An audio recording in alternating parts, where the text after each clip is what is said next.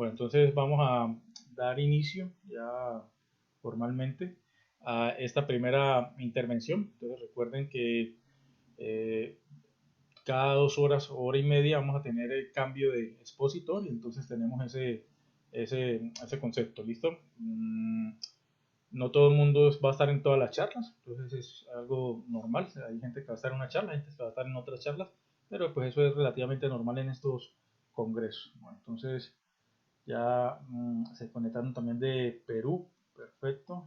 Y está el sargento Huerta desde Ecuador. Un abrazo, Javier. Bueno, vamos a hacer un ajuste aquí, a quitar esta cámara ya y vamos a dar inicio entonces a nuestra presentación. Entonces, la primera parte, que es la que vamos a manejar, va a ser sobre toda la que tiene que ver con el concepto de actualización de emergencias. Y resulta pues que las emergencias han existido toda la vida hemos tenido emergencias. Es algo que se ha presentado normalmente en todos los tiempos, desde el inicio de la humanidad, me imagino que hubo emergencias y pues poco a poco hemos ido aprendiendo sobre esas emergencias y el desarrollo y la atención sobre esas emergencias es la que nos ha llevado a desarrollar toda la tecnología que tenemos hoy en día ante estas eventualidades y ante cualquier evento que se nos presente. Y pues eso hace que ya muchos de nosotros tengamos un profesionalismo a la hora de atender emergencias. Cuando yo ingresé a bomberos hace 25 años, nunca me imaginé que había tanta ciencia detrás de estos uniformes y no me imaginé que había tanto profesionalismo. Pensé que era simplemente una labor abnegada como siempre ha sido, pero pues no me imaginé que había que estudiar tanto como hemos estudiado. Y afortunadamente, gracias a Dios, es una profesión donde hay que estudiar bastante, igual que los otros organismos de socorro, porque para salvar vidas pues se requiere tener un compromiso bastante importante. Esta es una foto que está en internet de la pandemia negra, que fue una de las primeras pandemias de la humanidad que ha dejado más muertos. Por lo tanto, esta que estamos viviendo no es nuestra primera pandemia, ya hemos tenido bastantes pandemias, se supone que ya deberíamos haber aprendido sobre esas pandemias. Por lo visto, pues no fue así, estamos aprendiendo y reaprendiendo sobre cada vez que sale una pandemia nueva. Entonces, esta fue una de las tragedias significativas en el pasado, no ha sido la única. Esta imagen me gusta mucho, es un cuadro que está en el Vaticano, está en el segundo piso del Vaticano, la Capilla Sistina. Eh, Fue pintado por un pintor que se llama Rafael, bueno, se llamaba Rafael, y representa el incendio de Borgio, un incendio que sucedió hacia el año 847 en Italia, ahí en Roma, un barrio que queda frente al Vaticano, que se incendió y pues se le atribuyó a ese incendio un milagro de Juan Pablo, no, Juan IV, el Papa Juan IV. Y ese milagro era que, pues en esa época, pues lógicamente no habían bomberos tan desarrollados y los incendios eran bastante significativos porque las construcciones de madera eran abundantes. Entonces lo que se le atribuye de milagro a este incendio es que la gente fue a suplicarle, como se ve al fondo de la presentación, la gente fue a suplicarle al Papa, León IV, perdón, era el Papa, y el Papa pues hizo sus plegarias, hizo sus oraciones y controlaron el incendio. El incendio se pudo extinguir, entonces por eso se le atribuye este milagro a este Papa y por eso pues que lo volvieron santo. Y Rafael quiso expresar ese milagro en el año 1514 ya con esta pintura y lo que me llamó la atención es que pues cualquiera que trabaja en emergencias, cualquiera que sabe de comando de incidentes puede ver perfectamente desarrollado en esta pintura tan antigua el comando de incidentes. Ahí están las tres cosas que nosotros normalmente hacemos en comando de incidentes. Si ustedes pueden ver al lado izquierdo, están rescatando personas, aquí están rescatando un adulto mayor, en la parte superior están rescatando un niño y hay otras personas que están haciendo evacuación y esto pues es el primer objetivo que nosotros cumplimos siempre en una emergencia, que es salvar vidas. Eso es algo que ya está pues establecido pues en los procedimientos. Entonces nuestro primer objetivo siempre será salvar vidas y Rafael lo expresó aquí con este procedimiento, con esta gente salvando a este niño, salvando a este adulto mayor y haciendo un proceso de evacuación. El segundo objetivo es control de la emergencia y si ustedes observan acá al lado derecho, pues vamos a observar el proceso de control de emergencia cuando están con estas tinas ya recogiendo agua pues obviamente para ir a controlar la emergencia. Y ese es nuestro segundo objetivo. El segundo objetivo es control de la emergencia. Y el tercer objetivo pues es el que se genera después de controlar la emergencia, que es el salvamento de bienes. Entonces, en una pintura tan antigua, desde 1514, ya se puede plasmar el comando de incidentes. Entonces es bien interesante pues esta pintura, para que los que tengan la oportunidad de ir a Roma la puedan observar al lado del Vaticano, en la Capilla Sistina, está en el segundo piso, se llama el pasillo de Rafael. Esto para que quienes tengan la oportunidad de visitar el Vaticano. Y esta es una imagen de uno de los incendios más famosos que tuvo Europa en el año 1666. Es el incendio de Londres. A raíz de ese incendio hubo varios cambios, varias connotaciones para el desarrollo de las emergencias. Por ejemplo, el concepto de los hidrantes o las bocatomas de agua, como le llaman en algunos países, surge a raíz de el proceso que tuvieron que vivir los bomberos cuando tratando de apagar este incendio. Lo que hacían los bomberos era que excavaban en la tierra, excavaban las calles, eran calles con adoquines, y buscaban las tuberías. Esas tuberías eran de madera en ese entonces, las tuberías que transportaban el agua hacia las casas eran de madera. Entonces escarbaban en la tierra para poder encontrar las tuberías, para romper las tuberías y poder obtener agua con baldes y ir a atender el incendio. Este incendio consumió gran parte, creo que fue unas 2/3 partes de Londres. Y pues a raíz de eso ya después del incendio determinaron que iban a colocar en las tuberías de agua unos agujeros permanentes que los acuñaban con un palo, y ese palo sobresalía 10 centímetros del piso para que los bomberos no tuvieran que buscar, sino que ya supieran exactamente dónde se encontraba la tubería con agua y dónde podían sacar agua y obtener agua. Eso dio origen al desarrollo de los hidrantes, que es lo que conocemos hoy en día. Entonces, miren todo lo que las emergencias ya nos hacen desarrollar, y en la raíz de que se presenta cada evento, pues vamos desarrollando mucha más tecnología. El caso de la Primera y la Segunda Guerra Mundial, que ha desarrollado gran tecnología. El Internet, por ejemplo, viene de los procesos militares, es un desarrollo de todos los procesos militares, y nosotros lo utilizamos hoy en día absolutamente para todo. Y nació pues con la parte tecnológica de las guerras. Lo mismo la parte de materiales peligrosos, que su origen también fue en las guerras, y nosotros pues hoy en día en nuestros servicios de emergencia contamos con todos esos equipamientos de materiales peligrosos, pero pues vienen originados de los procesos de las guerras. Entonces la historia hace que cambiemos todos nuestros procedimientos, que cambiemos todos nuestros equipos. Tenemos fotos aquí de lo que eran antes algunos equipos y lo que son ahora. Entonces nuestras primeras mangueras por el año de 1560 y algo, no me acuerdo bien la fecha, eran mangueras de cuero con unos remaches que pesaban bastante. Imaginen esas mangueras mojadas, lo que deberían de pesar. Y esa fue pues nuestras primeras precursor de la manguera. Ya hoy en día tenemos mangueras de diferentes tamaños, de diferentes calibres, de diferentes componentes, de diferentes acoples, ¿listo? Entonces ya pues hemos avanzado bastante en la tecnología. Igualmente en la segunda imagen vemos el primer extintor que lo desarrolló Mambi, ¿listo? En el año de 1860, y pues vemos los extintores que actualmente tenemos certificados ya por UL, que son los que trabajamos normalmente en nuestras ciudades. Entonces también se ha generado un desarrollo bastante significativo en el mundo de los extintores, ha pasado por varias etapas hasta llegar a lo que tenemos hoy en día en el mercado. Entonces eso es parte del desarrollo histórico de los extintores. Hoy en día tenemos incluso unos extintores ya en drones. Hay drones que están cargados con agente extintor y que se ubican encima del incendio y lo apagan, bueno, descargan el polvo y lo apagan. Hay unas bolas que son explosivas que las tiramos al incendio y revientan. Venden unas botellas también ahora con un líquido que también lo tiramos al incendio, se revienta y apaga el incendio. Hay unos extintores con unas capas protectoras adelante, como con unas pantallas, para que la radiación no golpee tan fuerte a la persona que va a apagar el incendio. Bueno, hay un desarrollo bastante significativo con estos extintores. Hay robots extintores que también están diseñando por ahí en Japón. Son unos robots que ustedes los mandan eh, a control remoto y no tienen que exponerse al incendio. Y pues esos robots están cargados con agente extintor, ya pueden apagar los incendios fácilmente. Entonces hemos tenido bastante desarrollo en el mundo de los extintores y todavía hay bastante por descubrir con este mundo. En la tercera imagen, en la parte superior, podemos observar lo que eran los equipos de bomberos y los equipos de aire que estaban conectados a una manguera, y había una persona que le suministraba con un fuelle, algo parecido a lo que está en la cuarta imagen en la parte superior. Listo, podía ser con el pie o había otro que era con la mano.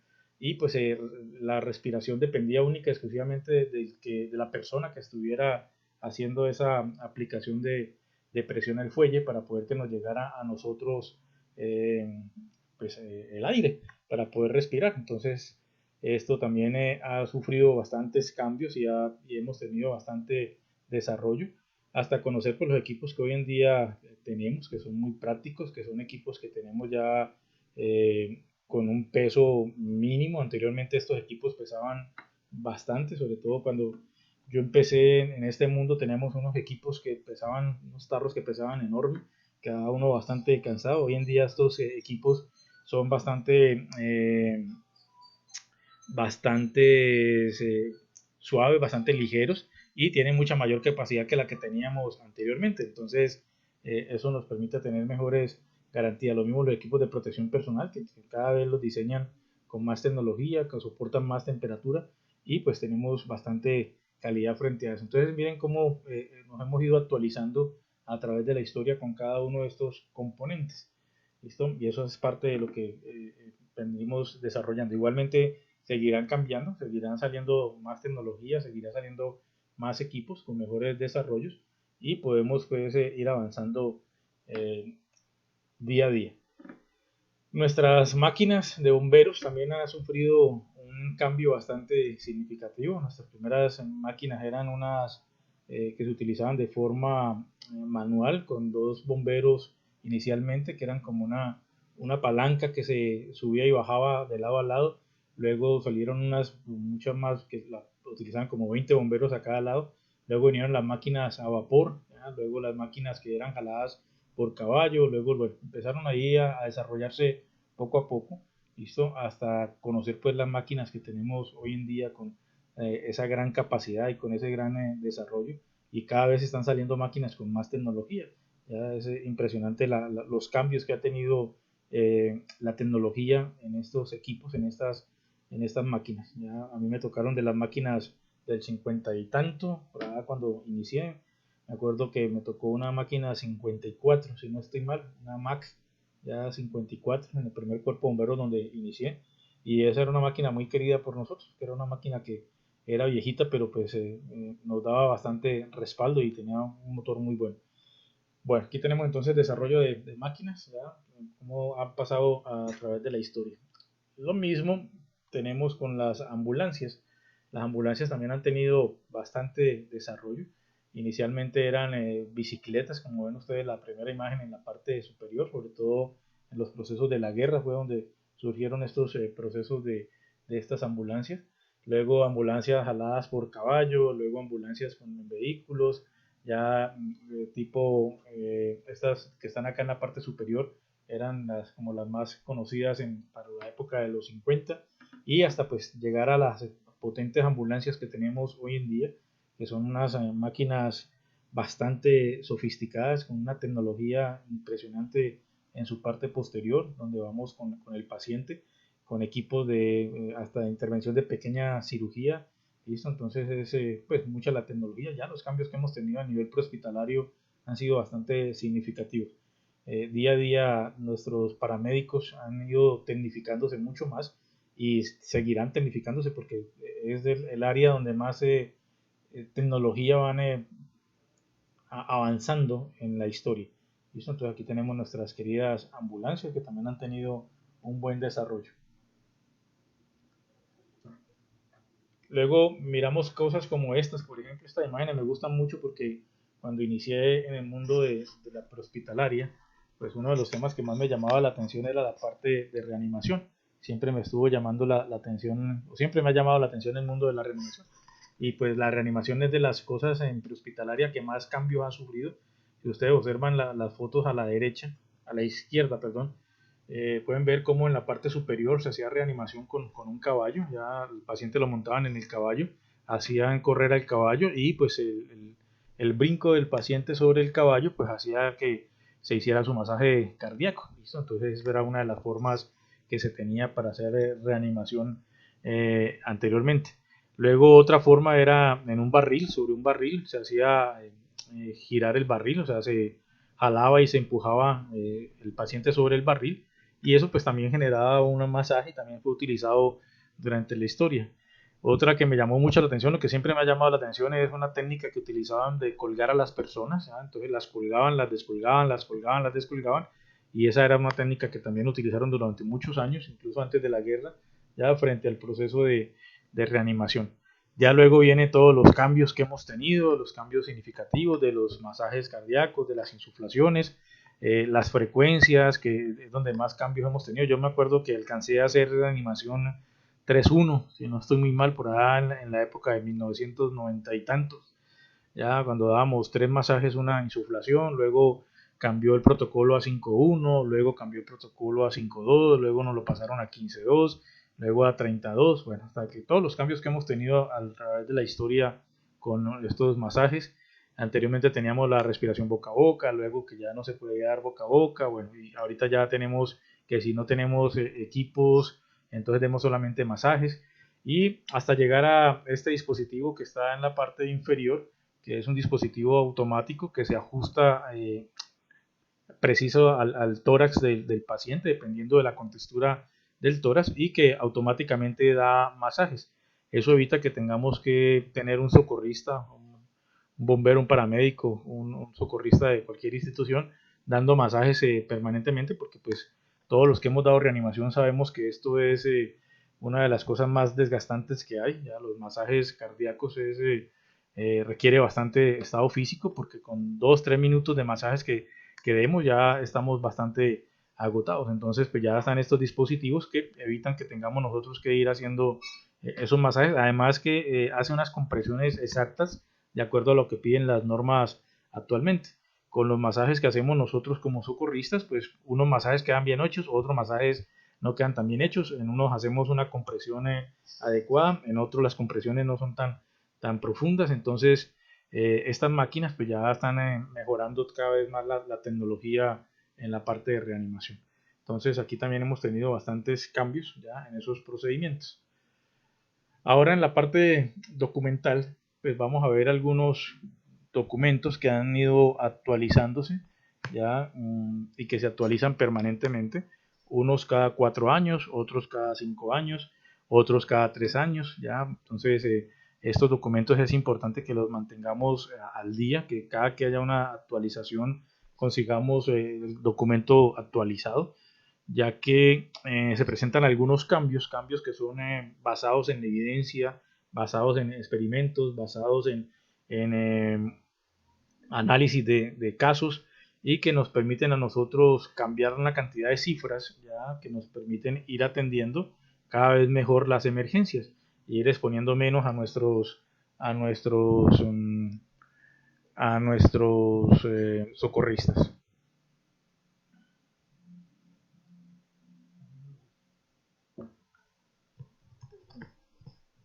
El caso inicial, para que iniciemos con este caso, es el de la GRE, por ejemplo, que es un caso bastante importante. Es uno de los temas donde más se hace actualizaciones, se actualizan cada 4 años, y pues permanentemente estamos requiriendo estudiar este tema, porque nosotros tenemos que ir mejorando cada vez más el concepto, ¿ya? Y los cambios con los químicos. En el mundo de los químicos hay un cambio bastante interesante. Es un mundo que cada vez más se descubren nuevos productos químicos, cada vez más se descubren nuevos elementos, ya cada vez más hacen productos con unos con otros. Entonces pues, permanentemente estamos teniendo cambios en esto. La GRE tiene su origen por allá en el año 1980, 1979. Nace inicialmente en Canadá, luego lo copian en Estados Unidos. En esa época de los 80, 90, cada país va desarrollando sus cambios por aparte. Canadá va haciendo sus desarrollos, Estados Unidos va haciendo sus desarrollos, hasta que por allá en el año 94, cuando se crea algo que es el NAFTA, que es el Tratado de Libre Comercio de Norteamérica, incluido México, pues se unen esos tres países, con estos tres encargados: la Secretaría de Comunicaciones y Transporte de México, el Departamento de Transportes de Canadá, que se llamaba Canutec, y el Departamento de Transportes de Estados Unidos. Entonces estos tres países se unen y deciden sacar una guía única, que la primera que salió fue en el año 1996 y se le llamaba GRENA. GRENA porque significaba Guía de Respuesta a Emergencia de Norteamérica, y aplicaba únicamente para Norteamérica, porque como había ese tratado de libre comercio, pues había un transporte fluido entre esos tres países, y los materiales peligrosos pues se transportaban entre esos tres países sin ningún problema. Entonces esta fue nuestra primera versión de la GRE, ya la del año 1996, y era únicamente para Norteamérica. De hecho, nosotros en esa época, yo soy bombero de esta época, la llamábamos Canutec. Nosotros no le decíamos la GRE, sino que le decíamos el Canutec, y esa era como se conocía, lo conocemos como el librito del Canutec. Luego, posterior a eso, se une un cuarto país, ya se une Argentina, con una empresa que se llama Siquime, y ya esa empresa pues popularizó más la GRE a nivel de Sudamérica y a nivel de Latinoamérica. Entonces ya se volvió más popular esta GRE y empezaron a hacerle diferentes cambios. Se establece que cada 4 años, a partir del 96, iban a hacer la actualización de la GRE, y así se mantiene hasta el día de hoy. Cada 4 años ha ido cambiando. Entonces, año tras año se han hecho cambios significativos, han metido más productos químicos, han incorporado más guías, han sacado guías, entonces han cambiado las cifras de los productos químicos. Cada que se hace un cambio, vienen conceptos interesantes. Ahorita les voy a mostrar algo de la 2020. Y pues eso es lo que nosotros tenemos que ir actualizándonos. Yo tengo en mi poder las guías desde el año 2000. La única guía que me falta es la del 96, que no la he podido conseguir. Si alguien la tiene, se la compro. No sino que me diga cuánto vale y yo le giro y se la compro, porque es la que me falta en la colección. Entonces, está el año 96, la 2000, la 2004, luego salió la 2008. Cada vez se meten unas cositas allí interesantes, van incorporando tablas, van incorporando distancias nuevas, van sacando productos químicos, van metiendo productos químicos. Luego tuvimos la 2012, la 2016, y el año pasado, pues una espera que teníamos bastante importante por efectos de pandemia, se demoró en salir, salió por los meses de julio, agosto. Pues tenemos la 2020, que trajo cambios significativos. Hay algunas cosas que cambiaron bastante en esta guía, ¿listo? Y no, pues tenemos que empezar a adaptarnos a esos cambios. Voy a hablarles simplemente de dos cambios que tuvimos, para que pues tengan en cuenta que tenemos que estarnos actualizando permanentemente. Aquí voy a colocar un ejemplo de por qué estar actualizando, ¿no? Y vamos a colocarlo con amoníaco. ¿Listo? El amoníaco anhidro ha tenido un desarrollo durante todas las guías, donde en cada año han hecho algún cambio. En cualquier parte del producto han hecho un cambio. Entonces tenemos tres filas. La primera fila es la que corresponde a la SAI. La segunda fila es la que corresponde a la SAT, pero a la SAT por escape. Y la tercera fila es la que corresponde a la SAT, pero a la SAT por incendio. Recuerden que nosotros tenemos siempre dos SAT, una SAT por escape y una SAT por incendio. Una zona de acción protectora por escape y una zona de acción protectora por incendio. Y la SAI, pues es nuestra zona de acción inicial, inmediata. Entonces, en el año 2000, por ejemplo, la SAI para el amoníaco era de 60 metros, la SAT para escape era de 500 metros y la SAT para incendio era de 1100. Eso era en el año 2000. Entonces, en el año 2004 hicieron un cambio y la SAI la conservaron tal cual, 60 metros, pero la SAT para derrames, que estaba en 500 metros, la subieron a 600 metros, o sea, le subieron 100 metros. Y en la SAT para incendios, que estaba en 1100, la duplicaron, la mandaron a 2200. Entonces miren que hay un cambio bastante significativo entre una guía y la otra. Luego en el 2008, observen la SAI, ya que cambia radicalmente, pasa de 60 metros a 150 metros en nuestra primera zona inicial. Y eso es un cambio que se mantiene hasta el día de hoy, pero pues fue un cambio bastante significativo, son casi 130, no, 90 metros de diferencia. En la SAT para derrame, pasaron de 600 a 800, y en la SAT para incendio simplemente la implementaron en 100 metros, de 2200 a 2300. Luego en el 2012 la SAI se mantiene en 150, la SAT de escape se mantiene en 800, la SAT para incendios redujo ahora de 2300 a 2000, entonces también cambió en el 2012. Luego pasamos al 2016, donde se mantiene la SAI en 150, la SAT pasa de 800 a 900 de derrame, y la SAT de incendios se mantiene en 2000.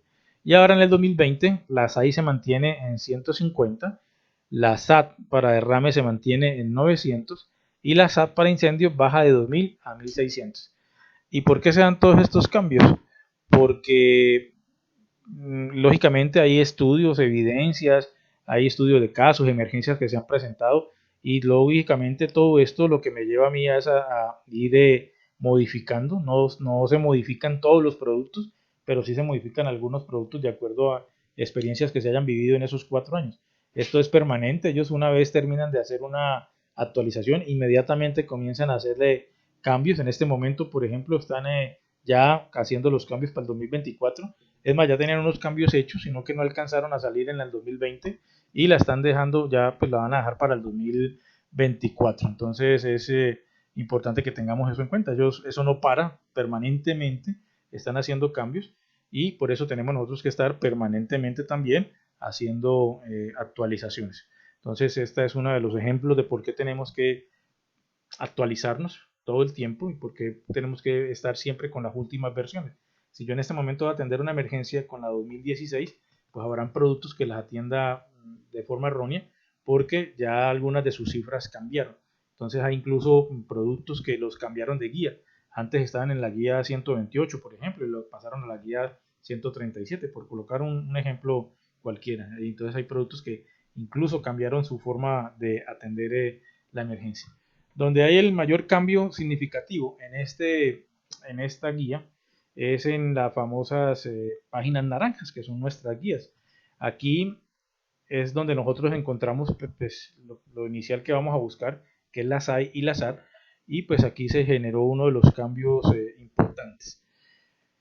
Anteriormente nosotros teníamos la SAI, ¿listo?, en la casilla de seguridad pública, acá en la parte inicial, donde dice seguridad pública, donde está un texto en negrilla que nos decía siempre que llamáramos a un teléfono de emergencias. Debajito de ese texto en negrilla, pues teníamos nosotros la SAI. Ahora esta SAI la quitaron de acá de seguridad pública y no la bajaron a la casilla de evacuación, a la parte de evacuación, y la colocaron junto con la SAT. Entonces ya es mucho más fácil hacer la interpretación tanto de la SAI como de la SAT, porque se encuentran en el mismo lugar y es en la sección que corresponde a evacuación. Entonces la SAI quedó inmediatamente debajo del título de evacuación, y la SAT pues, se conserva donde estaba. Recuerden que la SAT siempre vamos a tener dos medidas de SAT, una medida para derrame grande, una medida para incendio. Esto es algo que tenemos que tener en cuenta. Este es el cambio más grande, más significativo que ha tenido la GRE, pues en cuanto a posición. ¿Listo? Lógicamente muchas de las cifras se mantienen, algunas cifras cambiaron, pero pues esto es como lo más representativo. Hay casos también de texto, por ejemplo, en la parte de derrames, en algunas guías siempre había una confusión con los productos que vienen resaltados en verde, que decía que vayan a leer las tablas verdes, pero para los productos resaltados. Entonces no todos los productos están resaltados y la gente se confundía mucho con eso. Entonces ya separaron ese párrafo y lo dividieron en dos párrafos. Es algo que también viene ya incorporado en las nuevas guías. Hay casos como en productos particulares, entonces vienen aquí explicaciones sobre esos productos particulares. Entonces ya las guías las empezaron a complementar, empezaron a cargarlas de información para casos ya puntuales. Recuerden que en una guía, por ejemplo la 128, en esa guía entran todos los productos que son líquidos combustibles inflamables. Entonces hay muchos productos que van siempre a una sola guía. pero pues resulta que eso es unas características generales. Entonces no todos los productos se atienden igual. Entonces en las guías ahora están incorporando frases puntuales para casos puntuales. Entonces está mi guía general y van a encontrar párrafos que son para productos puntuales. Es un cambio que también trajo la GRE 2020. Adicionalmente, por ejemplo, en las páginas amarillas, que recuerdan todos que en las páginas amarillas es donde nosotros encontramos los productos por número. Entonces hay unos productos a los que les quitaron el número y son todos los que son armas de destrucción masiva. ¿Y por qué les quitaron el número? Porque obviamente un terrorista no va a ir por la calle con un camión, con el carro marcado que lleva producto para arma de destrucción masiva. Pues eso es, nadie va a marcar, ningún terrorista va a marcar su carro o su carga ya con las normas de materiales peligrosos ya y no le va a colocar el número de identificación del producto que anteriormente llamábamos número de Naciones Unidas, indicándole que se trata de un arma de destrucción masiva. Entonces en las páginas amarillas dijeron, ¿para qué tenemos estos números si nunca vamos a encontrar un producto marcado con ese número? Porque los terroristas no van a ser más bobos de marcar los productos químicos con el número de Naciones Unidas, que hoy en día se llama número de identificación del producto. Bueno, entonces eso es algo que también cambió. Cambia, por ejemplo, el concepto de grande y pequeño. Cuando nosotros anteriormente en la 16 necesitamos saber si el derrame era grande o el derrame era pequeño, lo teníamos con 55 galones para el caso de los líquidos y con 300 kilos, 330 kilos para el caso de los sólidos. Ya en la guía 2020 ya se elimina la parte de los sólidos y se deja como referencia únicamente el concepto de 55 galones para la parte líquida. Entonces ya es un cambio que también trae esta guía 2020. Bueno, y hay muchos más cambios. Nosotros tenemos un curso diseñado específicamente para la GRE. Este año lo vamos a repetir. El año pasado lo dimos como 5 veces porque era el curso que más nos pedían, pues por lo que estaba recién salida la guía. Entonces todo el mundo quiere actualizarse y pues fue un curso que tuvo bastante demanda. Este año lo vamos a volver a repetir para pues complementar porque tiene unas cosas bien importantes allí. Eso es parte de los cambios que tienen. Las páginas blancas, por ejemplo, mandaron a rediseñar todas las figuras. Entonces ya las figuras las volvieron a diagramar, las volvieron a dibujar. Ahora son mucho más legibles. La identificación de los carrotanques, por ejemplo. Listo, entonces eso es un cambio que también se presentó aquí en la 2020. También hubo cambios en las páginas naranjas en la primera parte. Anteriormente no teníamos explicación de qué eran, de cómo se manejaban las páginas naranjas. Ahora hay 2 páginas antes de comenzar las guías que nos explican cómo funcionan las páginas naranjas. Y bueno, ya hay más cambios ahí en el desarrollo de esta guía, pero los invito a que estén atentos a nuestros cursos, que posteriormente estaremos dando un curso de actualización de esta guía 2020. Quería mostrarles esta diapositiva donde tenemos varios libros, que son los libros de HAZMAT que utilizamos, porque hay una confusión muy grande circulando entre los socorristas, y es que confunden a la guía, a la GRE, con el libro naranja. Entonces, una cosa es que la GRE sea naranja y otra cosa es que ese sea el libro naranja. Y es un error que permanentemente se comete porque el libro naranja es otro completamente diferente. Es un libro que se actualiza también permanentemente. Ya lleva 21 revisiones. Ya la última revisión se hizo en el año 2019, la última actualización. Y ese libro tiene 2 tomos. ¿Ya? Es un libro bastante grande.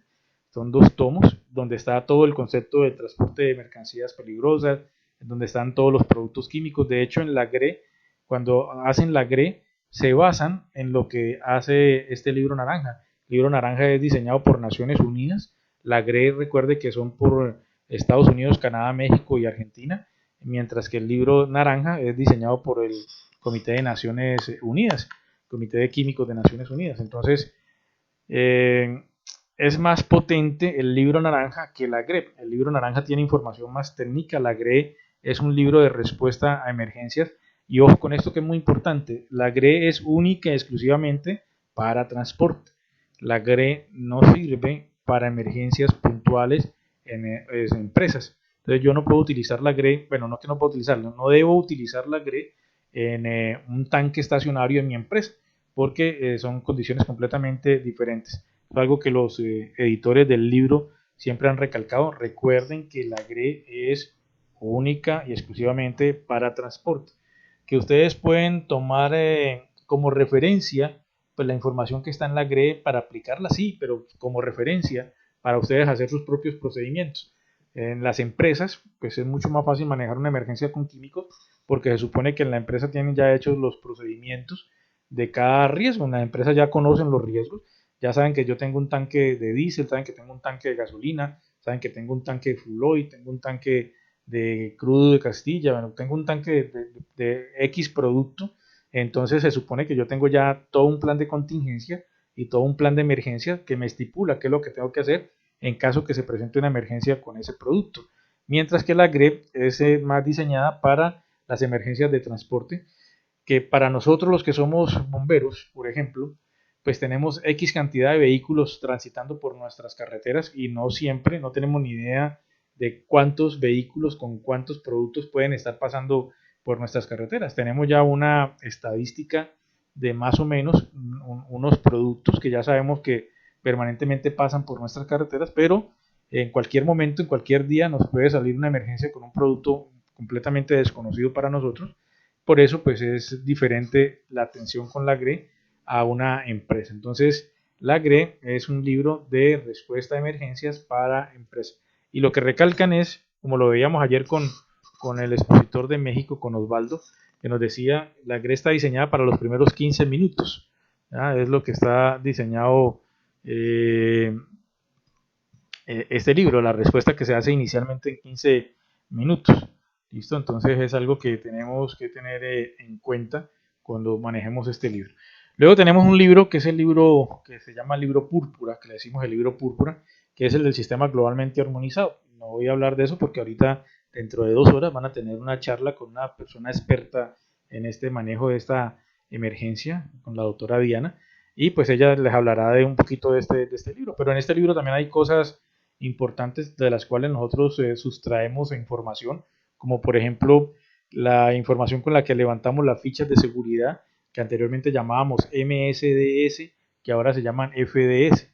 Entonces esas fichas de seguridad para cada producto, que son mucho más especializadas, la forma de cómo está conformada esa ficha, de cómo se elabora esa ficha, viene de este libro que es el libro Púrpura.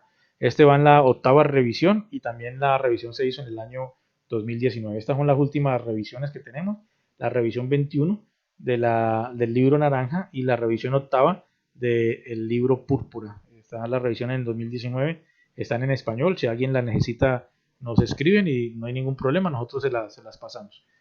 La GRE 2020, entonces ya vimos que pues, es con la que estamos actualizando. La GRE 2020 se actualiza cada 4 años, es el estándar. O sea que la próxima actualización será en el 2024 y pues de ahí seguirá actualizándose cada 4 años. Y hay un libro que es supremamente importante para los que somos operaciones, para los que somos técnicos y los que somos especialistas y comando HASMA, que es el libro de la NIOSH. Entonces todas las personas que trabajan en HASMA después del nivel advertencia, acuerden que la GRE es el primer nivel de todos, el nivel de advertencia, y se supone que es para la gente común y corriente, la gente, los guardas de tránsito, los policías, la gente de la calle. Nosotros como socorristas lo que debemos manejar es la NIOS, que es donde están todas las propiedades físicas y químicas de los productos, que es pues lo que realmente necesitamos. Si se acuerdan ayer el caso que les explicaba el primer expositor de Chile, Patricio. Esto Patricio les decía pues lo importante de este libro y que realmente el libro para que manejamos todos los que trabajamos en materiales peligrosos, todos los que tenemos un nivel de materiales peligrosos diferente a la advertencia, o sea, los que son nivel operaciones, los que son nivel técnico, los que son nivel comando, o los que tienen cualquiera de las especializaciones que viene en la NFPA 472, el libro que manejamos es el libro de la NIOS. Este libro está desde la versión 2007 y no la han actualizado todavía. Y por ahí escuché de algún compañero que había ya una actualización, pero la he buscado y no siempre tengo referencias al 2007.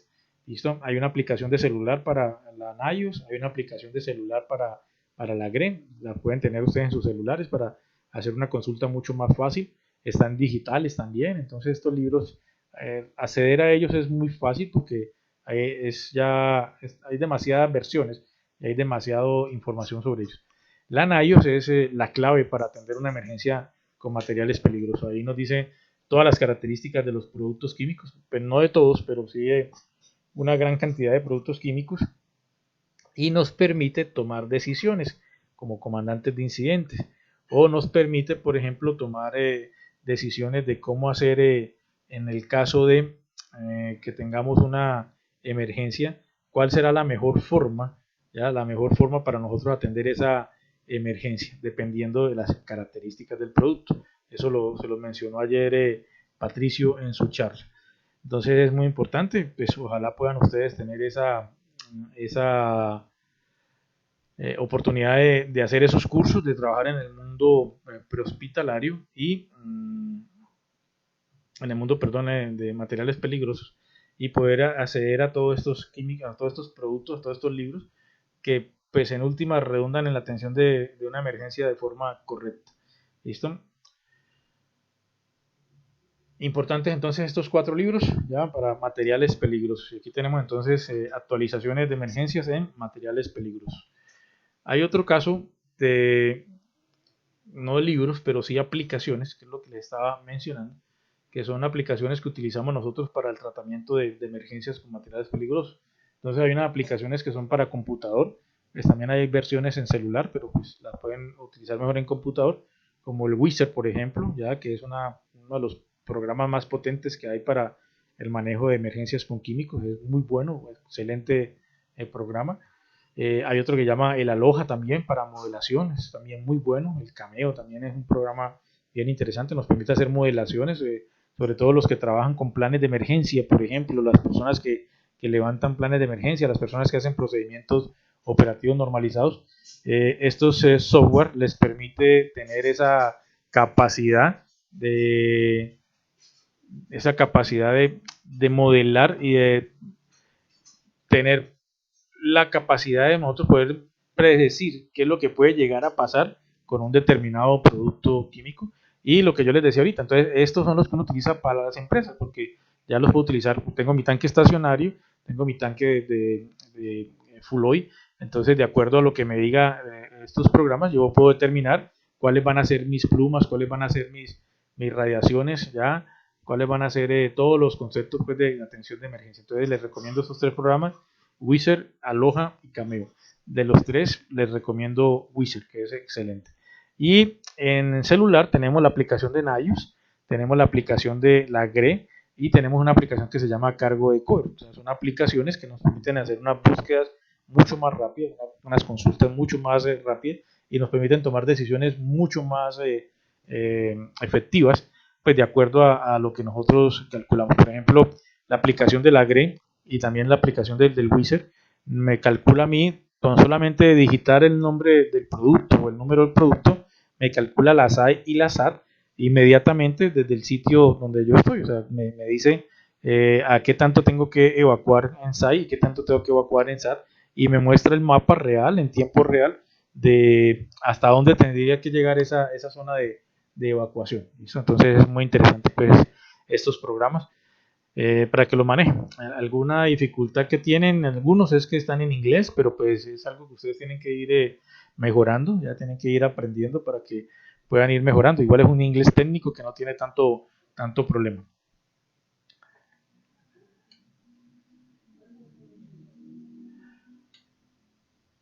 Vamos a reanimación, ¿listo? Vamos al otro caso. Ya terminamos en materiales peligrosos, entonces vámonos a reanimación. Escríbanme ahí en el chat si conocen la institución que se encarga de actualizar los protocolos de forma internacional de reanimación. Los van colocando ahí en el chat si conocen cuál es esa institución, porque pues, siempre contestan el mismo concepto, pues obviamente por los que somos latinoamericanos, la gran mayoría de los que estamos aquí, hay algunas personas de Estados Unidos y creo que hay unas personas de Europa, pero coloquen ahí en el chat, ¿listo? ¿Cuál es esa institución que regula todos los protocolos de reanimación a nivel mundial? Entonces ya por ahí está Luis Castrillón diciendo que la AJA, Larry que la AJA, la American Heart, listo. Bueno, hay un señor que se llama William Alfredo Sosa, ya dice que sí, pero no sé qué es lo que dice que sí. Yo creo que conozco a este señor William Alfredo Sosa, me parece que es uno grandote. Listo, bueno, entonces, ¿cuál es la institución que regula a nivel mundial los protocolos, ya, de reanimación? Listo, Evaristo Huerta también dice que la AJA, José Luna dice que la AJA, María Torres que la AJA, Francisco, bueno, entonces de una vez los actualizamos para que les quede claro. No es la AJA, sino es una entidad que se llama la ILCOR, que significa International Liaison Committee, que quiere decir el Comité Internacional de Resucitación. La ILCOR es la mamá de la AJA. La AJA es una institución que regula, o sea, que distribuye todo lo de la ILCOR a nivel de América, ¿ya? Y pues solamente la competencia es Estados Unidos. Hay otra fundación, por ejemplo, que se llama Heart Stroke Foundation of Canada, que es para Canadá. Está European Resuscitation Council, que es para Europa. Está la RCA, que es para Asia. Está la ANSCO, que es para Australia. Está la RCSA, que es para África. O sea que cada continente tiene una entidad, pero la que regula a nivel internacional, la que está por encima de la AJA, es la ILCOR. La ILCOR es la que diseña estos protocolos. La AJA lo único que hace es hacerlos cumplir en América, en Estados Unidos, porque para Latinoamérica existe una que se llama Inter-American Heart Foundation, ¿listo? Que es la que se supone que regula todo Latinoamérica, todo lo que diga la ILCOR en Latinoamérica. ¿Listo? Entonces tenemos eso como actualización, porque ahí ya vamos aprendiendo cosas nuevas. Ahí la mayoría contestaron que la AJA, la AJA, la AJA, la AJA, la AJA, pero bueno, ya sabemos que por encima de la AJA está una que se llama la ILCOR. ¿Listo? La ILCOR. Bueno, perfecto. Entonces, en reanimación también hay unos procedimientos que se repiten o que se renuevan. Ya aquí ya no son cada 4 años como en materiales peligrosos, sino que aquí ya son cada 5 años. Entonces, yo me acuerdo del 2005 para acá, estuve buscando las guías 2000 y no las encontré. Entonces, no me acuerdo realmente. Yo creo que entré por los lados de los 2000 y algo al mundo de la prehospitalaria. No me acuerdo si fue en el 2003, 2004, pero estuve buscando las 2000 y no las encontré. Sí me acuerdo de las 2005, las guías 2005. Luego salieron las guías 2010 y cada 5 años pues teníamos que irnos cambiando, teníamos que irnos adaptando. ¿Listo? Luego vino la 2015, que era con la que estábamos trabajando, que tenía pues la famosa cadena de supervivencia. Esa cadena de supervivencia era de 5 eslabones, eso era lo que teníamos en el 2005. ¿Listo? Y luego tenemos la actualización que salió el año pasado. ¿Listo? El año pasado está la 2020. Y la 2020 pues trajo varios cambios también, algunos importantes. Uno de los más significativos de estas nuevas guías 2020 en reanimación, pues fue que aumentaron un eslabón a la cadena de supervivencia, que es el eslabón de recuperación. Entonces ahora ya tenemos 6 eslabones, anteriormente teníamos solo 5, ahora tenemos ya 6 eslabones.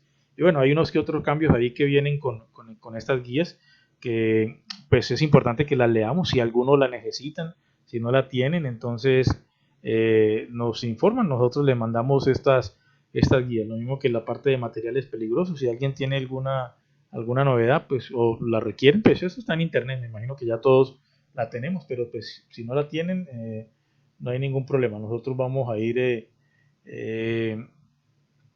les distribuimos, ya les enviamos pues la información, pero nos escriben para poder nosotros saber quiénes la requieren.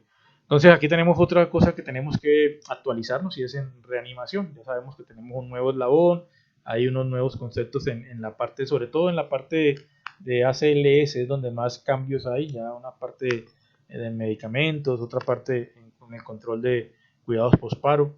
¿Listo? Entonces en la parte inicial de reanimación, de RCP, no hay mayores cambios, sobre todo es en la parte de ACLS en adelante.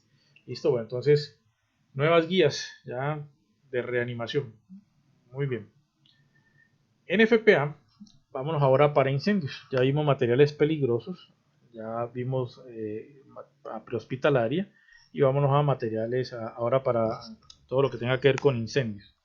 En incendios, pues el ente regulador a nivel de América es la NFPA.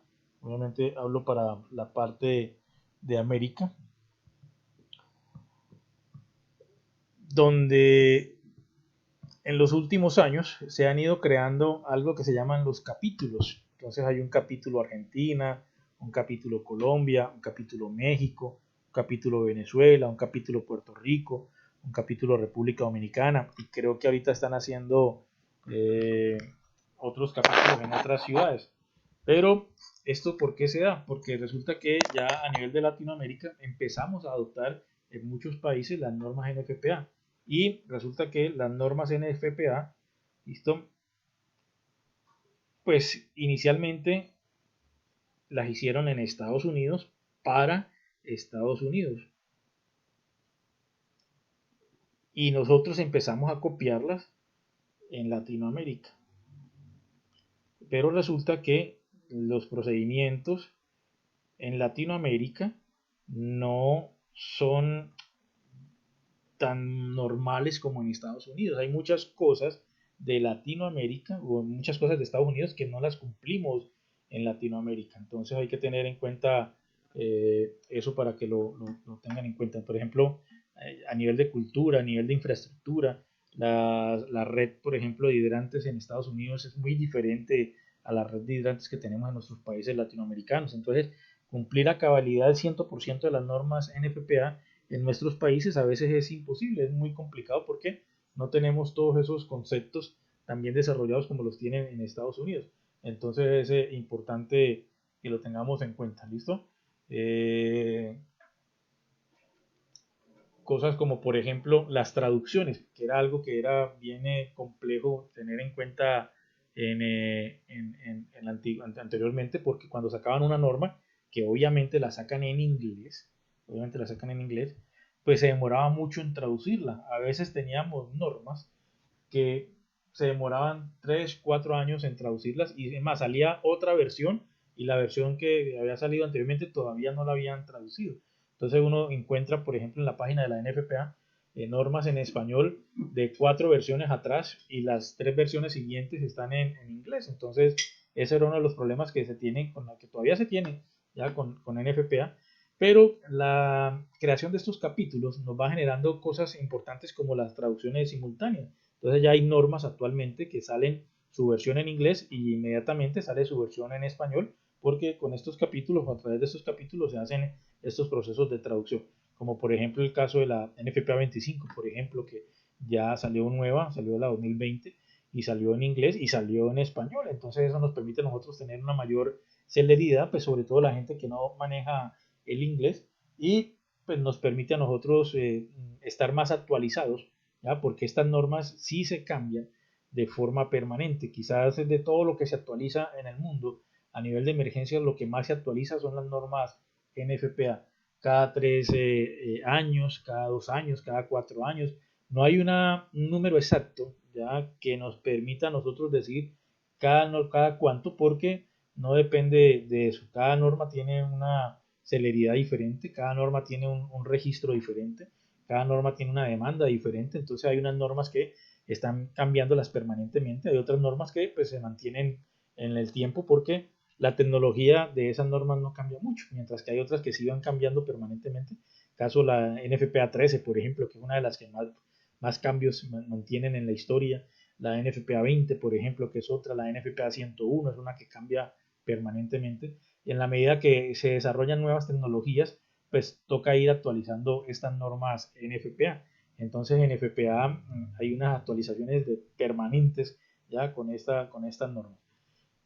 Aquí tengo algunas normas ya que voy a hacer referencia. Estas son las últimas versiones de estas normas y que pues son las que más utilizamos nosotros a nivel de sistemas de protección contra incendios. Por eso las traje a colación. Empecemos hablando de la 10, por ejemplo, que es la norma de extintores. Entonces su última versión es la 2018. La próxima actualización está programada para el 2022. Ustedes pueden entrar a la página de internet y en la página de internet de la NFPA, ojo, no en Google, porque cuando usted consulta en Google van a salir cualquier cantidad de normas viejas. entran a la página de la NFPA, todas las normas en la página de la NFPA las pueden leer de forma gratuita. Ustedes pueden entrar a la página, entran a la norma, acceden a la norma y la pueden leer. No lo pueden descargar, pero la pueden leer de forma gratuita. Y hay un punto donde dice próxima edición. Entonces te dice cuáles son los cambios que están estudiando para la próxima edición y en qué fecha va a salir la próxima edición. Entonces la NFPA 10, que tiene su última versión en el 2018, que está en español en la 2018, pues su próxima edición va a ser en el 2022, o sea que todavía este año vamos a trabajar con esta edición 2018. Esta norma en algunos países aplica muy bien, en otros países no tanto. Por ejemplo, para la gente de Colombia, esta norma es bastante complicada trabajar con ella, porque podemos decir, bueno, es atreverme a mucho, pero podemos decir que el 80% de los extintores que tenemos en Colombia, esto no cumplen con esta norma. Y se supone que los bomberos en nuestro país, los bomberos en Colombia, disculpen un momento la gente de otros países, deben certificar las empresas y deben de certificar los establecimientos comerciales con un certificado de seguridad, y pues cuando revisan los extintores se supone ya que nosotros los bomberos debemos exigir el cumplimiento de esta norma NFPA 10. ¿Listo? Ah, bueno, ¿y por qué exigirla en Colombia? Porque resulta que estas normas en Colombia son obligatorias. No todas, sino que las normas no son obligatorias en ningún país, a menos que una ley del país o un decreto del país o una resolución del país las mencione y las vuelva obligatorias. Entonces en Colombia tenemos una ley, que es la ley 400, con un decreto que nosotros lo conocemos en Colombia como NSR 10, donde dice en ese decreto que nosotros tenemos que cumplir con algunas normas NFPA. Dentro de esas normas NFPA está la NFPA 10. Entonces se supone que para Colombia la NFPA 10 sí es obligatoria. Entonces, en el caso de nosotros, pues la mayoría de nuestros extintores no cumplen con esta norma, porque lo que me pide la NFPA 10, que es algo que es muy importante, es que los extintores tienen que ser listados, o sea, que tengan un sello, ¿ya?, de un laboratorio que liste equipos para emergencia. El que conocemos todos a nivel de Latinoamérica y el más grande a nivel mundial es el UL, que es un The Wright Laboratories, ¿listo? Que es el laboratorio más grande que hay para listar equipos de sistemas de protección contra incendio. Y pues, la mayoría de extintores en nuestro país no cumplen con ese requisito mínimo, que es que los extintores deben ser listados. ¿Listo? Entonces por ahí pues esta norma de extintores es bastante interesante. Acabamos de editar este curso ahorita en diciembre, ya tuvimos una muy buena participación porque hay muchas dudas frente a la NFPA 10. Creemos conocerla, pero resulta que no la conocemos. Por ejemplo, una pregunta técnica que siempre se hace es: ¿cada cuánto debe ir un extintor? Y no todo el mundo te sabe responder cada cuánto. Unos dicen 5 metros, otros dicen 10 metros, otros dicen 15 metros, otros dicen 30 metros, y no tienen claro cada cuánto es que debe de ir realmente un extintor. Esta norma nos dice a nosotros esa respuesta, cada cuánto se debe colocar. Nos habla de algo que llama las distancias de recorrido, que es lo máximo que yo puedo recorrer dentro de una empresa sin que para poder encontrar un extintor. Nos habla de la ubicación, nos habla de la altura de los extintores, la altura máxima, la altura mínima, y bueno, las pruebas hidrostáticas, que son muy importantes, el mantenimiento, cada cuánto se le hace mantenimiento a los extintores. Bueno, es bien interesante esta normita y es de mucha consulta. Luego tenemos otra que es la 13, que es la que más cambios tiene, ¿ya? Porque es una de las más grandes y una de las más complejas en leer. O sea, el que domine la 13 pues tiene una capacidad técnica bastante grande, porque la 13 tiene muchas variables, tiene muchos conceptos, tiene demasiada matemática, hay cálculos que incluso no se pueden hacer ya manualmente, sino que la misma norma te dice que tienen que ser a través de un software, porque ya manualmente no hay forma de hacerlos. Entonces es una de las que más cambia, de las más grandes y de las más complejas en leer. Su última versión es la 2019, ya la próxima versión va a ser 2022, es lo que dice la página de la NFPA, que su próxima edición será la 2022. En rociadores hay una gran cantidad de gamas de rociadores, de tamaños de rociadores, de variedades de rociadores, bueno, hay una cantidad de factores K, hay bulbos de diferentes temperaturas, hay bulbos de diferentes calibres. Bueno, hay una variedad bastante interesante. El saber qué rociador se coloca en qué sitio. Es un cálculo que es bastante interesante conocer y pues no siempre es lo mismo, que depende del tipo de almacenamiento, depende del tipo de riesgo. Y bueno, tiene una connotación bastante importante. Les recomiendo mucho a los que les gusta la matemática que se metan por este mundo de la 13. Luego tenemos una norma que es la NFPA 14, que es la de sistema de montantes y mangueras, que pues, vulgarmente en muchos países se le conoce como gabinetes contra incendio, pero que el nombre técnico es sistema montantes. Gabinete es el armario como tal, el cajoncito. El sistema como tal se llama sistema montantes. Entonces también viene una variedad interesante de sistemas. Tenemos tres tipos: tipo 1, tipo 2, tipo 3. Hay sistemas de diferentes componentes. Está el sistema seco, está el sistema húmedo, está el húmedo manual, el húmedo automático, el seco manual, el seco automático, el semiseco. Bueno, hay diferentes conceptos bien importantes con esta norma. Esta la vamos a estar repitiendo a los lados de marzo. Ya vamos a estar dando esta capacitación de la 14, porque también nos la están pidiendo bastante. Una que es el eje central, y por eso está ahí como en la mitad. El eje central de todo lo demás es la NFPA 20, porque de la 20 depende casi que todo lo demás. De la 20 depende de los rociadores, de la 20 depende de la 14, de la 20 depende de la 24, de la 20 depende, bueno, muchos de los sistemas dependen de la 20, que es la de bombas. Y esto también, su última versión es la 2019, está en español también. Ya es muy importante estas últimas normas, si ustedes lo pueden observar ahí, y lo que hablamos de los capítulos. Una de las ventajas de estas últimas normas es que están en español.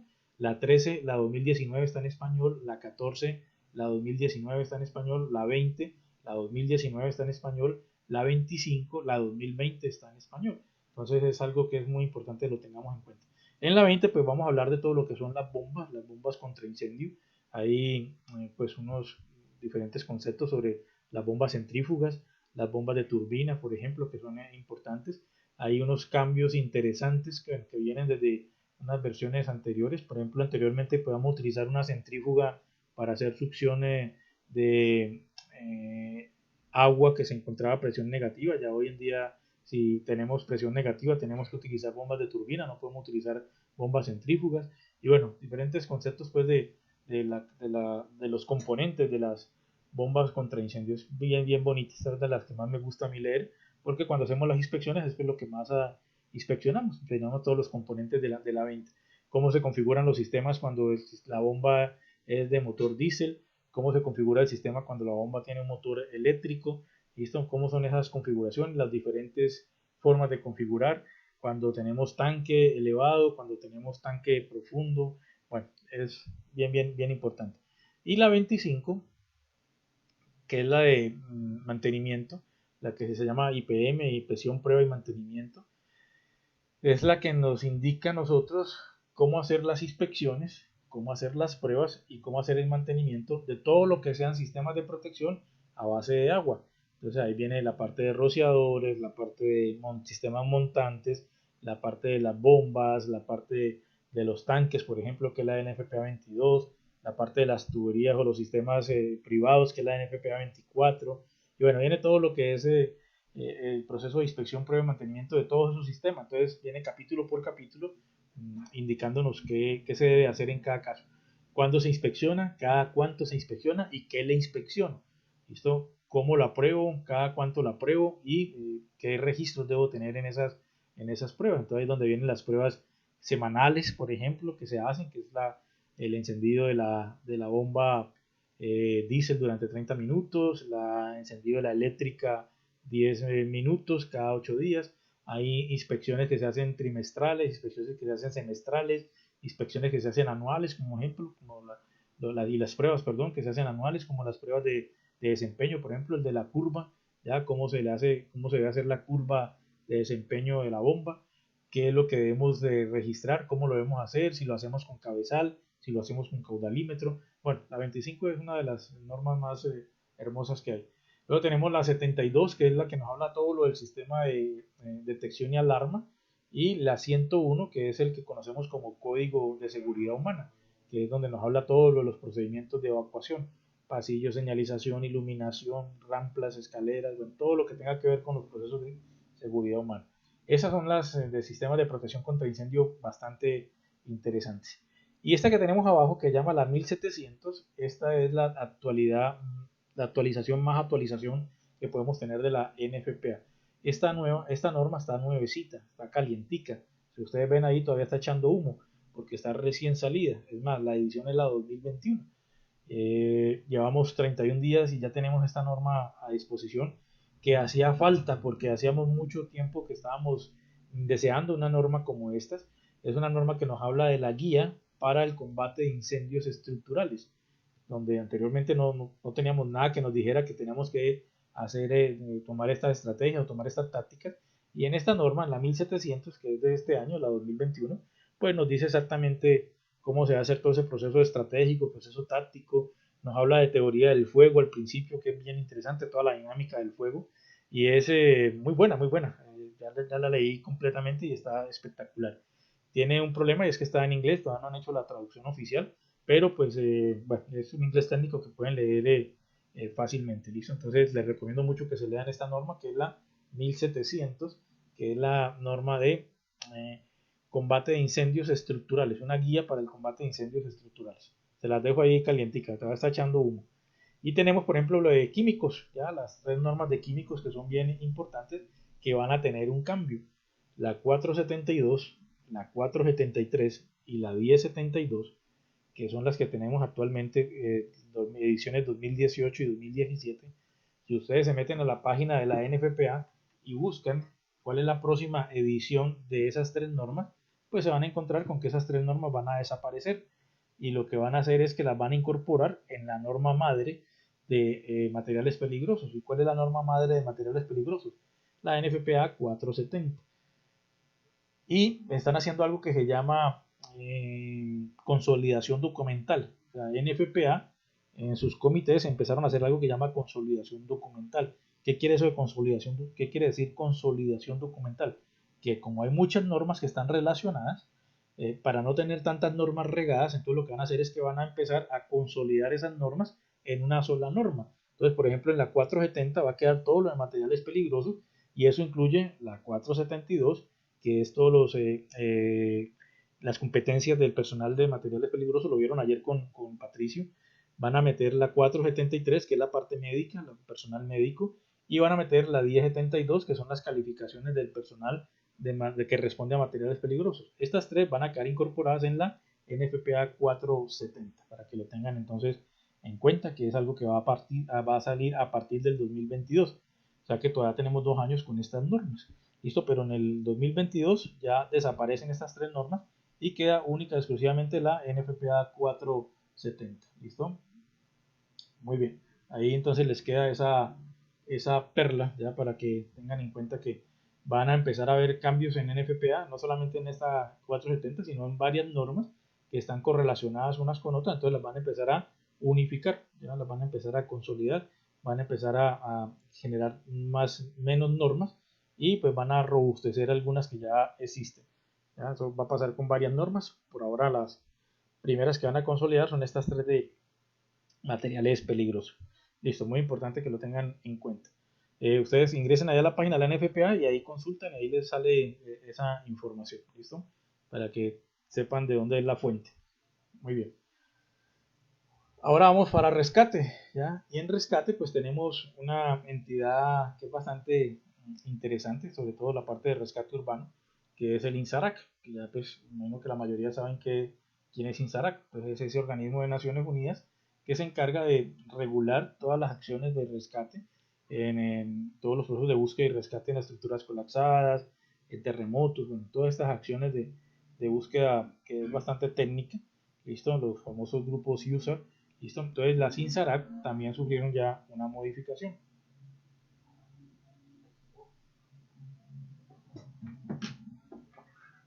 ¿Qué modificación? Pues ya salieron las guías 2020. Estamos trabajando con las 2015 y ya tenemos las guías 2020.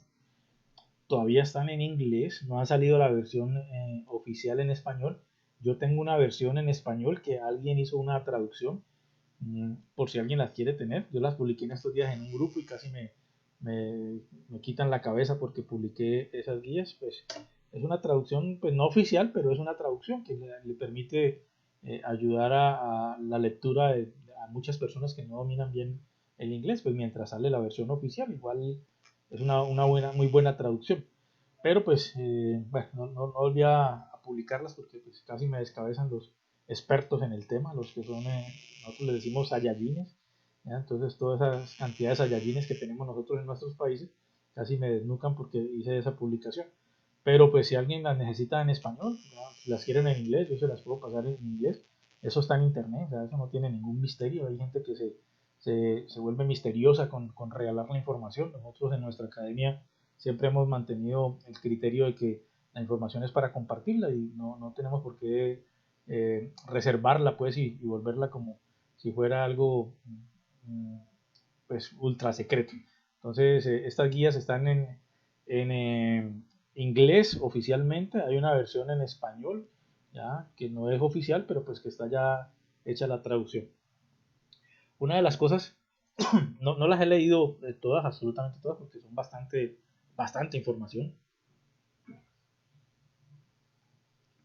Y pues apenas estoy haciendo el proceso pues, el proceso de interpretarlas ¿ya? Y leerlas despacio. Esto hay que leerlo con mucha calma, sobre todo para poder saber cuáles fueron los cambios. Pero una de las partes que cambió fue la categoría de triage, que ya la redujeron a 4 categorías. Quedó la categoría la A, la B, la C y la D.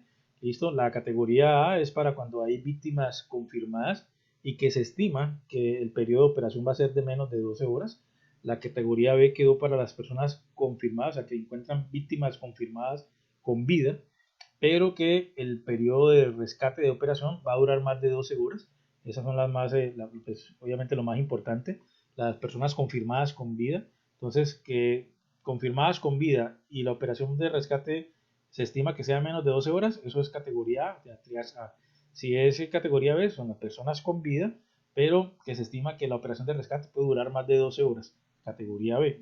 Luego la categoría C quedó para las posibles víctimas, pero no confirmadas, entonces no se le asigna un periodo de operación. Y categoría D para solamente las personas que fallecieron, ¿listo? Para las personas que están ya muertas y que tenemos que recuperar los cuerpos. Entonces esas son las 4 categorías que quedaron. Bueno, dentro de otros cambios, hay un cambio ahí en el ACR2, bueno, hay otros cambios pues que no me atrevo a decirlos porque no los he leído completamente, ¿listo? Entonces estoy apenas en el proceso de lectura de estas normas, sino que lo que no tengo es tiempo. No sé por qué el día lo hicieron de 24, deberían del 8 de como 32 o 38 horas para que alcance el tiempo. Entonces aquí las tienen, están en inglés oficiales, ya en español no oficial, pues si alguien las necesita también para que las pueda tener. Entonces nos avisa. Entonces si hacemos un resumen, para que terminemos ya con este tema, si hacemos un resumen, eh, las actualizaciones por sectores, entonces está el sector HASMA, el sector APH, el sector de rescate y está el sector de incendios, ¿listo? Entonces esos sectores, cada uno tuvo su actualización. Entonces en HASMA tenemos la guía de respuesta a la 2020, en APH tenemos la guía del American Heart. Acuerden que la que hace el cambio es la ILCOR, pero que pues para nosotros en el continente seguimos la American Heart, también 2020. En rescate pues están las normas INSARAC, las guías INSARAC. Y en incendios pues lo que tenemos nuevo, pues todas las NFPA están cambiando, pero la actualización más reciente de NFPA es la 1700, que es la nueva guía. Esta es la primera guía que sale de combate de incendios estructurales. Listo, entonces tenemos este concepto en resumen, o sea que este es como el resumen que tenemos pues para estas normas. Por ahí nos dicen que está muy borroso. Recuerden que cuando está muy borroso es porque su internet está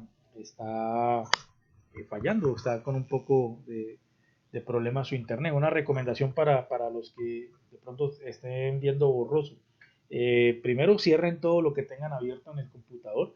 Si tienen abierto WhatsApp, si tienen abierto Telegram, si tienen abierto el correo, si tienen abierto el Facebook, si tienen abierto el Instagram, todo lo que tengan abierto, ciérrenlo. Esa es una forma de que el Internet se regule únicamente en su presentación de YouTube. Y cuando se les vea borroso, arriba hay una flechita curva, ¿ya? Que se llama refresh, Entonces mantengan refrescando la presentación, así se les ve nítido. Y recuerden que todo esto queda grabado, ¿ya? Todo esto queda grabado y pues pueden volver a verlas, ¿ya? Y pues la van a ver nítida sin ningún problema, ¿listo? Porque pues ya en la grabación quedan nítidas. Y adicional van a tener las diapositivas, o sea que no hay ningún problema en caso de que se les vea un poco borroso, ¿listo? Pero bueno, igual es importante pues que lo tengan en cuenta. Entonces ya sabemos, ya tenemos claro, ¿ya? Las actualizaciones que hay para este año. Entonces hasta aquí terminamos este capítulo de actualizaciones. Y pasemos ahorita a un capítulo que me emociona mucho, que se llama drones para emergencia.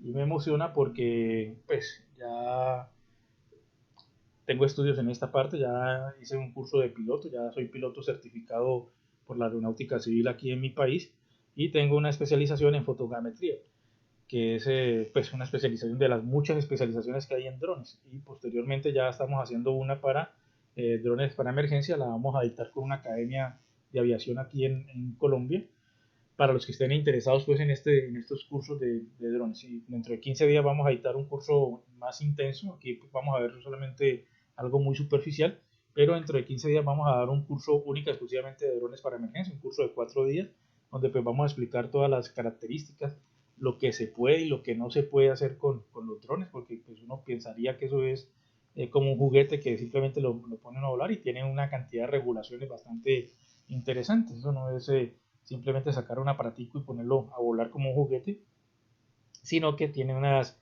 implicaciones legales bastante importantes que tenemos que tener en cuenta con estos drones, ¿listo? Para que lo tengamos ahí presente. Entonces, dentro de 15 días vamos a estar dictando este curso por nuestra academia y en 2 meses aproximadamente ya vamos a estar dando una especialización de drones para emergencia, pero para la gente que sean pilotos. Entonces, para los que ya son pilotos certificados, es la especialización de drones para emergencia. Y para cualquier persona que quiera irse metiendo en este cuento, dentro de 15 días vamos a editar entonces este curso a través de nuestra academia, de forma virtual, lógicamente.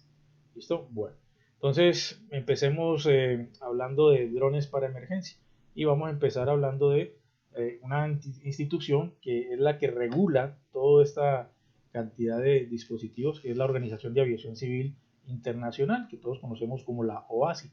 Todo lo que sea de aviación a nivel internacional es regulado por esta entidad que es a nivel internacional, que es una rama de Naciones Unidas y que pues, no se puede hacer nada en ninguna parte del mundo sin que tenga la autorización de la OASI.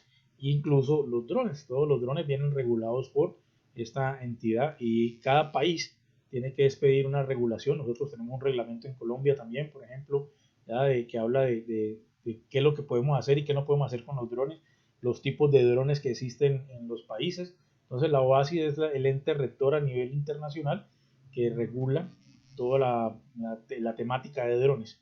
¿Qué se puede, qué no se puede? ¿Ya? ¿Hasta dónde se puede llegar con estos aparatos? Porque estos aparatos pueden ser muy peligrosos, ¿ya? Si no tienen una muy buena regulación. De hecho, ya hay una cantidad de demandas en varios países por violación al espacio privado, por violación a la intimidad, por bueno, una cantidad de cosas que ya están haciendo. Así como se utiliza para muchas cosas buenas, pues no faltan las mentes perversas también que la utilizan para muchas cosas malas. Ustedes saben que de todo vemos en la viña del Señor. Entonces, ¿qué es un dron? Para que empecemos definiendo qué es un dron. Pues un dron, de acuerdo a la norma, ¿ya?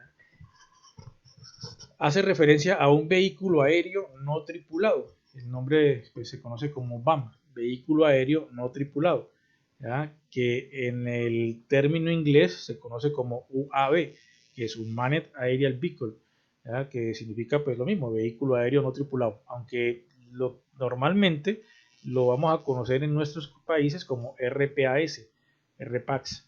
De hecho, cuando te dan el certificado de piloto, te escriben ahí piloto RPAS, o sea que podemos volar una aeronave que en español significa aeronave que vuela sin tripulación. ¿Listo? Remotely Pilot Aircraft System. Y eso es pues un dron, entonces es un vehículo que vuela no tripulado, ¿ya? Entonces eso es algo que lo podemos ver en diferentes componentes. Ya lo vamos a ver cuáles son las diferentes clases de drones de acuerdo a sus diferentes componentes.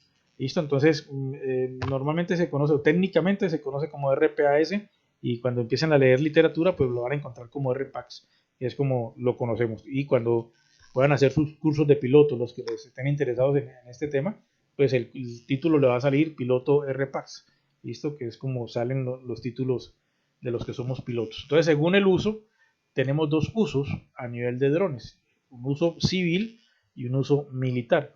En el uso civil están pues, los que conocemos nosotros normalmente, los que son recreativos, por ejemplo, que hay unos drones que son tipo juguete, que son para los niños, ¿ya? Drones que no tienen mucho alcance, no tienen mucha altura ni mucha duración de sus baterías, es simplemente un juguete, listo, pero que está dentro de la clasificación A. Están los drones que se utilizan a nivel profesional, por ejemplo, para topografía, que es los que hacemos fotogrametría, que es una de las especializaciones de los drones. Está para, por ejemplo, topografía, la gente que maneja esos conceptos de mediciones. Está para fumigación, por ejemplo, en la parte agrícola. Y, pues, lógicamente, para nosotros en el sector de emergencias, que lo estamos utilizando pues en los diferentes procesos que manejamos en emergencias. La policía lo está utilizando como elementos de seguridad para vigilancia y pues bueno, eso hace parte de lo que es civil. Acuerden que la policía es una entidad civil, no una entidad militar. ¿Listo? Pues y en muchos países tienen esa diferenciación de los policías de los militares. Y el concepto militar, pues es los drones que vemos por las películas, pero que no son solo películas, son los que utilizan para las guerras, para vigilancia, para monitoreo, para inteligencia, bueno, una cantidad pues de conceptos interesantes con estos drones, ¿listo? Entonces son los dos tipos de usos, ya, los dos tipos de drones según su uso, el uso civil y el uso militar. Y tenemos ahora los tipos de drones según su ala. Entonces tenemos dos clasificaciones, una que se llama ala rotatoria y otra que se llama ala fija. Dentro de las alas rotatorias, dependiendo de la cantidad de motores que tenga el dron, pues va a recibir su nombre. ¿Listo? Entonces, si tiene 3 motores, se va a llamar tricóptero. Si tiene 4 motores, se va a llamar cuadricóptero. Si tiene 6 motores, se va a llamar hexacóptero. Y si tiene 8 motores, se va a llamar octacóptero. No hay drones de 7 ni de... Bueno, estos que están aquí son los que están en el mercado. Los de 3, los de 4, los de 6 y los de 8. Entre más motores, pues, lógicamente tiene más potencia, más velocidad, más alcance, pero también requiere de más batería. Ya la batería se acaba mucho más rápido y pues tiene más inconvenientes, pero es dependiendo pues de para qué lo va a utilizar. ¿Ya? Estos drones tienen una N cantidad de posibilidades de utilización. Hoy en día están haciendo ya muchas pruebas con esos drones. Ya las empresas de entrega, por ejemplo, de mercancía, lo están utilizando para hacer entrega de mercancías. Bueno, y hay cientos de posibilidades de trabajar con estos aparatos, incluido nosotros en la parte de emergencia, que ya vamos a ver cómo lo estamos utilizando, pues los que ya estamos utilizando estos elementos para nuestras emergencias. Entonces aquí tenemos los de ala rotatoria, tricóptero, cuatricóptero, hexacóptero y octacóptero. ¿Listo? Ya saben que es de acuerdo a la cantidad de motores que tiene el dron. Esa es pregunta de examen para que la tengan en cuenta. ¿Listo? Muy bien. Las de ala fija pues son los drones, ya que no tienen, pues tienen un solo rotor, que es el que impulsa, pero pues que tienen una ala fija, son las famosas aeronaves que vemos permanentemente haciendo en el sector recreativo, aunque también la utilizan para otros esquemas, pero pues estas son las que, pues, la diferencia es esa, ¿no? Básicamente el ala es fija, mientras que en las otras son las que hacen, las alas son las que hacen su movimiento. Listo, bueno, entonces esa ala fija no hay sino una solo componente. Pero también resulta que tenemos drones de acuerdo al medio donde lo vamos a utilizar. Y cuando uno habla de drones, piensa inmediatamente en el aire y resulta que esos drones pues son una de las 3 posibilidades, porque no todos están diseñados para trabajar en el aire. Hay unos que trabajan en el aire y se llaman aéreos, hay unos que trabajan debajo del agua y se llaman marítimos, y hay otros que son terrestres, pues que trabajan lógicamente en la tierra. Los 3 son drones, entonces los drones no son únicamente los que vuelan, sino también los que metemos al agua y los que trabajamos a nivel terrestre. Cada uno tiene pues su aplicación y cada uno tiene sus usos, y pues ya podrán imaginarse en qué los podemos utilizar en cada una de esos medios en los que se mueven los drones. Listo, entonces vamos recapitulando. Entonces tenemos, según su uso, civil y militar. Listo. Según su ala, entonces ala rotatoria y ala fija. Y según el medio, entonces aéreo, marítimo y terrestre. ¿Listo? Eso es entonces un resumen de los tipos de drones. Muy bien. Ahora metámonos al mundo de nosotros. Cuando hagan el curso, los que vayan a hacer el curso, pues vamos a hablar un poquito más de las características y de las posibilidades que tienen los drones, a cuánto se pueden elevar, a cuánta altura vamos a trabajar, cuánto es el techo que podemos utilizar, por qué no podemos utilizarlo más altos, hasta cuántos kilómetros podemos desplazarnos, cuál es la distancia, bueno, todo lo que regula esos drones, porque pues, son muy importantes a nivel de los procesos y los vamos a utilizar profesionalmente. Listo, para que lo tengan en cuenta. Entonces, en emergencias, pues tenemos los 4 mundos principales.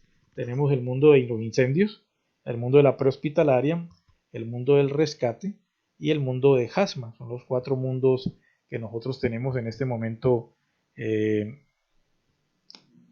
emergencias. Bueno, y hay otras actividades que no son propiamente emergencias, pero que son nuestro mundo, que las vamos a ver al final. Listo, que es en lo que nosotros trabajamos. Emergencias, pues la entendemos como la parte de respuesta, ¿ya? Y las diapositivas que tenemos aquí están dadas a esa parte, que es la parte de respuesta a emergencia. Pero tenemos muchas posibilidades antes de la emergencia y después de la emergencia. Esto ya les vamos a mencionar algunas más adelante.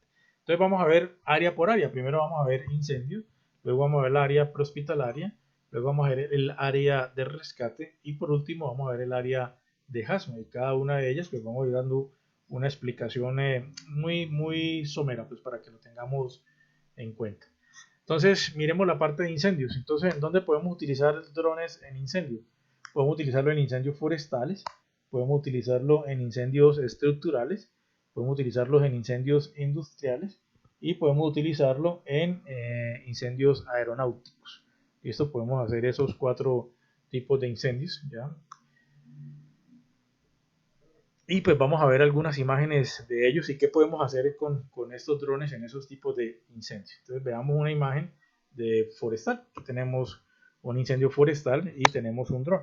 ¿Qué tanto podemos hacer con un dron en un incendio forestal? Entonces podríamos hacer, por ejemplo, ¿listo? La determinación de cómo está el incendio, cuál es la cabeza, cuáles son los flancos, hacia dónde va, cómo va, qué velocidad lleva ese incendio, qué riesgo se va a encontrar más adelante, qué situaciones tenemos más adelante, si tenemos cortafuegos naturales, por ejemplo, que podemos utilizar para el proceso de extinción, si tenemos viviendas, si tenemos alguna infraestructura industrial. Entonces podemos analizar mucho más fácil y mucho más rápido que antes, que no teníamos estos dispositivos, porque pues, anteriormente dependíamos de la información que trabajábamos en los planos y ya, pero pues con estos drones vamos a ver ya en tiempo real ya y mucho más viable y mucho más fácil, pues qué es lo que está alterando y cuáles son los posibles daños y percances. Eso que nos permite a nosotros pues tomar decisiones, permite tomar una decisión estratégica, una decisión táctica de cómo atacar este incendio, por dónde meterme, por dónde no meterme, qué posibles alternativas tengo de cortafuegos, por ejemplo, si tengo un cortafuego natural, si tenemos un río, si tenemos una carretera, cómo podemos utilizar esos elementos para hacer el control de estos incendios. Entonces, eso es algo que es muy importante a la hora de comando de incidentes para tomar decisiones. No vamos a atacar los incendios directamente con los drones, porque pues por lógica van a entender que el peso que estos drones manejan no son suficientes. Los drones vienen por diferentes pesos, dependiendo del peso y la carga que usted vaya a colocar, pues así mismo viene la capacidad del dron. Hay para diferentes cargas, pero pues no vamos a cargar un Bambi como normalmente lo hacemos con un helicóptero. En forestales, en lo que nos ayudan los drones es en la parte de toma de decisiones, en la parte estratégica, en la parte gerencial, en la parte de comando de incidentes, no en la parte de ataque ya, sino en la parte de toma de decisiones, que pues, por lógica es la más importante, ¿no? Pues la toma de decisiones oportuna, la toma de decisiones rápida, la toma de decisiones inmediata es lo que nos garantiza a nosotros el éxito del control de una emergencia en cualquier emergencia. ¿Listo? Entonces, este aparatico pues, me va a servir a mí para agilizar esa toma de decisión. Entonces, tenemos ahí incendios forestales. Luego tenemos los incendios industriales. Entonces, es un incendio industrial que pues, nos permite a nosotros tomar también muchas decisiones operativas, pero sobre todo, si hablamos de tanques, por ejemplo, nos permite a nosotros poder, aquí estamos viendo un ataque tipo 3 con espuma, ¿listo? Entonces nos permite ver exactamente, ya, y el comandante de incidentes, dónde está cayendo la espuma, si está cayendo de forma adecuada, dónde podemos hacer la huella, si la huella se está haciendo de forma adecuada o no, y nos permite redireccionar los chorros, entonces nos permite decirle a nuestro pitonero o cuadrar con el monitor que suban tantos grados, ya el pitón, pues para poder que la inclinación me genere a mí una parábola más larga y que me permita llegar al sitio exacto donde yo quiero llegar. Muchas veces cuando atacamos este tipo de incendios nosotros calculamos, pero a veces se pierde mucha espuma tratando de calcular esto. Entonces, esta es otra de las alternativas que tenemos nosotros para incendios industriales. Bueno, y dentro de los muchos industriales que hay, dentro de los muchos industriales, sino que este es uno solo ejemplo. Hay que tener en cuenta, tanto en los forestales, como en los industriales, como en todo lo que se llame incendio, que las llamas generan algo que se llama las ondas térmicas, generan unas ondas que pues van a afectar a los drones si ustedes los acercan mucho. Entonces hay que tener mucho cuidado con eso, no atravesarlos por el humo, porque no vamos a poder ver y además porque vamos a tener una afectación en el dron, sino que hay que conservar una distancia prudente para poder evitar esas ondas térmicas y pues poder evitar que se nos dañe el dron, poderlo seguir manejando. No tenemos que acercarnos tanto, para eso la cámara tiene un zoom y dependiendo pues del tipo de dron que tengamos, ya si es un Mavic por ejemplo, un DJI, si son un Phantom, ya que tiene unas cámaras muy potentes, pues dependiendo de esa cámara vamos a poder nosotros eh, tomar imágenes desde determinados sitios retirados. No tenemos que acercarnos tanto para evitar precisamente pues que se nos vaya a dañar el dron con la temperatura que irradian estos incendios. ¿Listo? Entonces ahí tenemos ya la segunda aplicación que es en incendios industriales. Hay unos drones ya que ya lo están ensayando para ataque directamente, entonces van cargados con agua.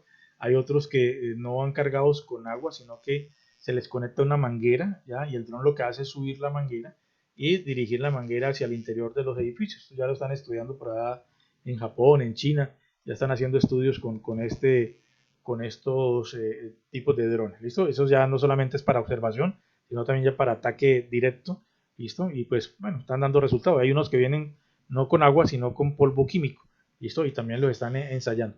Si ustedes observan ahí la cantidad de rotores, ¿listo? Que se requiere porque pues tenemos que subir mucha carga, pues lógicamente si es de polvo el polvo pesa y si es de agua pues el agua pesa, ¿listo? Entonces es muy importante que lo tengan en cuenta, ¿ya? Pues miren, este es uno de 8 motores, ¿listo? Perfecto.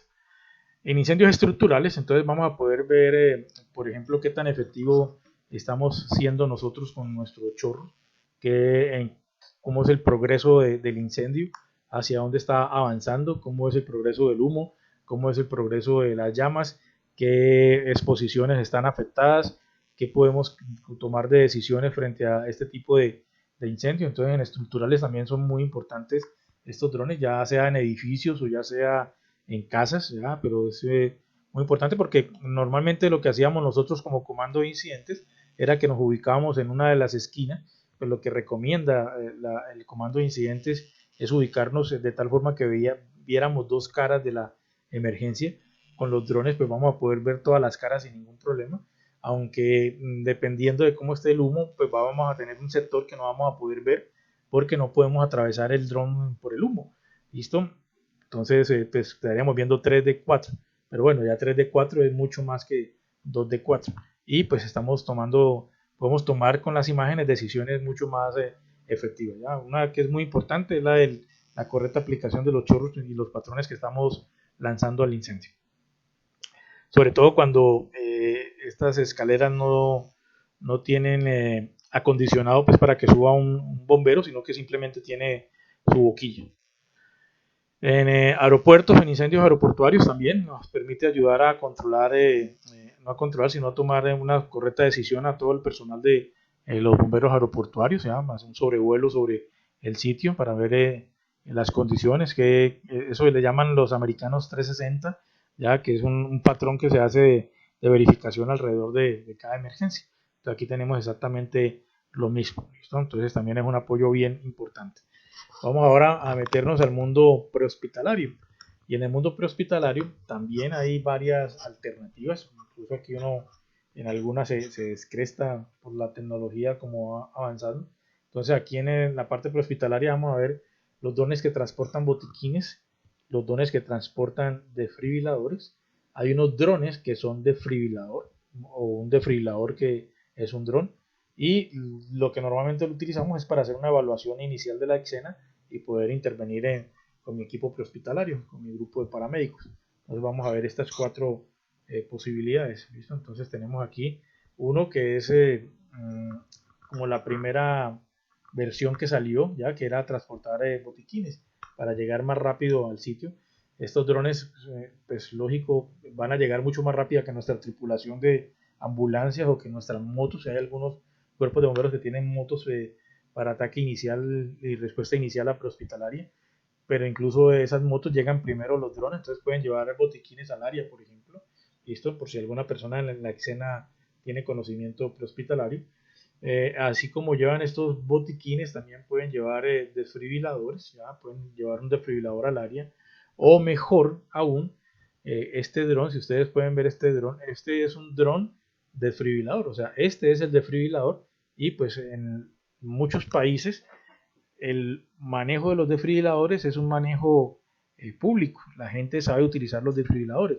Por eso cuando usted llega a un aeropuerto, cuando usted está en un centro comercial, cuando usted llega a un almacén de cadena grande, pues va a encontrar desfibriladores en gabinetes como si fueran extintores, porque en muchos países hay una cultura muy fuerte frente al uso de desfibriladores y la gente lo sabe utilizar.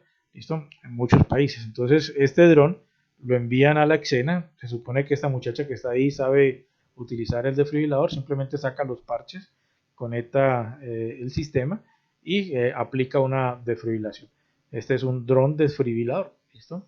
Si ustedes observan, este es de 3 motores, ya, es un tricóptero, el que veíamos ahorita era uno de 8 motores, entonces para que vayan viendo los diferentes tipos de drones, ¿ya? Que no solamente son de 4, sino que también hay de diferentes. Entonces este es algo bien interesante, es algo que me ha llamado mucho la atención por la tecnología tan desarrollada que se maneja. Obviamente esto va acompañado de la capacitación y el conocimiento de la comunidad, porque pues enviar un don de estos a una persona que no tiene ni idea de fibrilar, pues vamos a tener más inconvenientes, vamos a hacer más daño que beneficio. Entonces, esto tiene que ir muy acompañado de procesos. Pero bueno, es una alternativa que está ahí, para que lo tengan en cuenta, que ya existe, que ya lo utilizan en algunos países.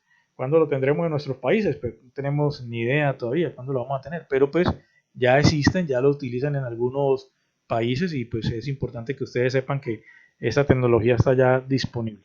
¿Listo?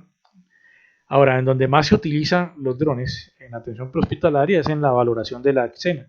Cuando yo puedo generar una valoración donde puedo hacer un 360, puedo tener una vista aérea mejor todavía, más perfecta, me puedo hacer una idea mucho mejor de la cinemática del accidente. Puedo determinar posibles lesiones de los pacientes con ver esta cinemática. Entonces, acuérdense que no es lo mismo un accidente donde los vehículos se impactan de frente a un accidente donde se impacta el vehículo de forma lateral por el lado del conductor, a un accidente donde se impacta por el lado del pasajero o a un accidente donde se impacta por detrás. ¿Ya? Cada impacto tiene una repercusión en traumas en los pacientes y cuando yo puedo observar esto mucho mejor, pues voy a tener una percepción más real, ya iba a poder formarme una cinemática mucho más clara y poder tomar decisiones mucho más eh, exactas. Adicional me sirve para hacer valoración de posibles pacientes eyectados. ¿Ya? Yo siempre me voy a acordar del caso de un niño que salió eyectado en un accidente que atendí hace muchos años, cuando estaba empezando, que cayó al lado de la carretera en una cuneta y nosotros nos llevamos a la familia que estaba en el vehículo y no lo vimos. Y cuando llegamos al hospital, la familia que iba inconsciente y entró en conciencia nos empezaron a preguntar por el niño y pues nos tocó devolvernos a buscarlo y sí, perfectamente estaba en una cuneta y nosotros no lo vimos. Con estos drones ya usted tiene una visión aérea y pues va a tener mucha más claridad de todo lo que está alrededor de estos accidentes. Entonces, otra aplicación es la evaluación del área, la valoración del área y pues lógicamente la determinación de la cinemática. Vamos a rescate, que es quizás donde más aplicación se le ha dado a los drones, como el mayor desarrollo que hemos tenido con los drones y donde se empezó a hacer trabajo con los drones, por eso va tan avanzado. Entonces en rescate tenemos N posibilidades. Yo aquí mencioné algunas por efecto de tiempo, pero en el curso vamos a trabajarlas todas ya para que estén pendientes pues, de los que tengan esa posibilidad. Una que es una alternativa bien interesante. ¿Listo? Sobre todo para los que no somos tan expertos en rescate acuático. ¿Ya? Y ese, en vez de entrar al agua, pues podemos lanzar el salvavidas, mandar el salvavidas. ¿Listo? Lo ubicamos sobre el paciente. Eso sí tenemos que tener un muy buen cálculo. Afortunadamente las cámaras de los drones tienen una exactitud bastante avanzada y pues cuando hacemos o tomamos fotos o cuando hacemos videos, pues podemos ubicar la cámara a 90 grados y nos da exacto el sitio donde queremos que caiga estos dispositivos. Hay que tener en cuenta el viento, ya, porque podemos lanzarlo exactamente sobre el paciente, donde está el paciente, pero el viento, mientras cae sobre el paciente, pues puede desplazarlo un poco. Pero pues es una ayuda bastante interesante. Aquí hay una gráfica de cómo sería esta actividad. Lo otro es que no solamente se le manda el salvavidas, sino que el salvavidas va amarrado con una cuerda a la orilla. Entonces, una vez el, la víctima tiene ya posesión de sus salvavidas, pues los socorristas que están en la playa o los que están en la orilla, pues lo que hacen es jalar la cuerda y pues traen consigo al rescatista. Entonces, esto es para los que eh, no nos gusta mucho el agua, ya entonces como yo, de rescate acuático, nada que ver. Y ahora hay unos que son mucho más increíbles todavía, que no solamente van por arriba, sino lo que veíamos ahorita de uso marino. Entonces, cuando tenemos que buscar a alguien debajo del agua, entonces ya hay drones que trabajan bajo el agua. Entonces se meten en el agua y ellos van haciendo su proceso de búsqueda.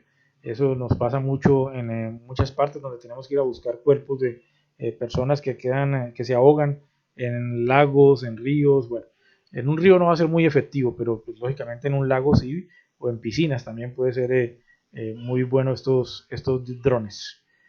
Otra aplicación que también es bien interesante es la parte de rescate en alturas. En rescate en alturas nosotros tenemos tanto la aplicación por ubicación como por indicarnos por dónde es el mejor sitio para llegar al paciente, como para cuál es la mejor ruta. Podemos en algunos casos, por ejemplo, enviarle documentos a los pacientes, enviarles eh, elementos, ya no documentos, sino elementos a los pacientes para que puedan tener una espera, por ejemplo. Bueno, hay muchas alternativas para la parte de rescate en alturas. La más importante es la de la ubicación, ¿listo? Y pues la guía para los socorristas por dónde es el mejor camino, ya que deben de tener, porque una cosa es lo que nosotros vemos desde nivel y otra cosa es lo que vemos nosotros a X cantidad de metros sobre el nivel.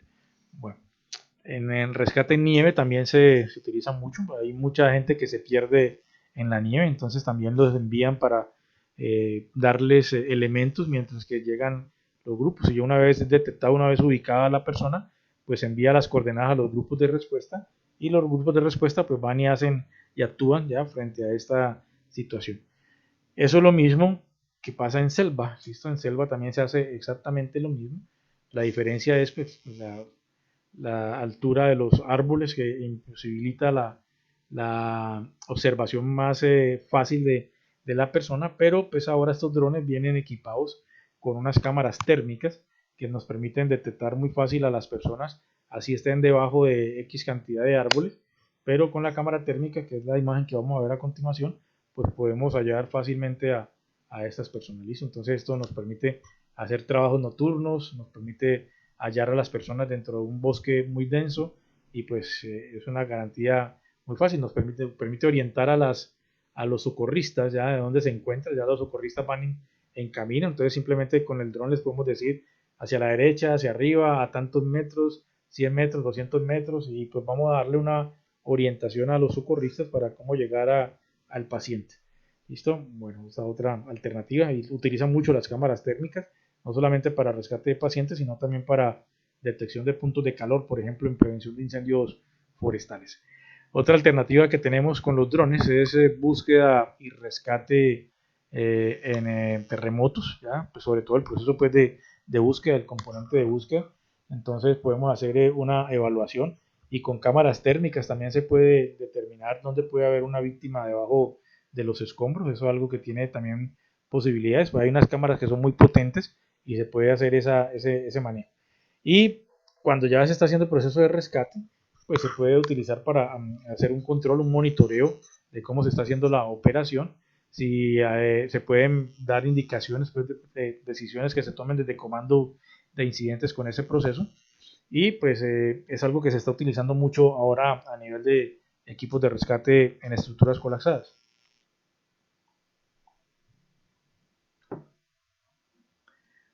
La otra alternativa que también se está utilizando y que también es bien interesante es la de rescate en espacios confinados. Hay drones ya que trabajan en espacios confinados, unos drones especiales. Entonces lo metemos al espacio confinado, tienen una caparazón que protege el dispositivo, porque pues por lógica manejar dentro de un espacio confinado es mucho más difícil que manejar en el aire libre. Entonces estos dispositivos lo que permiten es que cuando el dron se choque no se vaya a dañar las hélices ya ni los motores y pues pueda trabajar fácilmente dentro de los espacios confinados. Entonces esta otra aplicación que también se utiliza no solo para rescate, también se utiliza mucho para la parte de inspecciones técnicas, ya cuando necesitamos revisar ductos, revisar cañerías, revisar componentes que impliquen espacios confinados, revisión de tanques, por ejemplo. ¿Listo? Entonces, otra alternativa que tenemos en rescate con los drones. Y bueno, y hay otras más en rescate. Lo vamos a dejar esas hasta ahí por efectos de tiempo. Y en materiales peligrosos, pues también tenemos una aplicación. Entonces, en materiales peligrosos lo podemos utilizar para identificar productos. Podemos enviar el dron a donde se encuentra el accidente y podemos tomar una imagen más exacta de su placa de número de identificación de producto, NID, o lo que llamábamos la placa de Naciones Unidas, o sobre las placas de la DOT, por ejemplo, o sobre la información que tenga el tanque. Entonces podemos hacer parte de identificación del producto.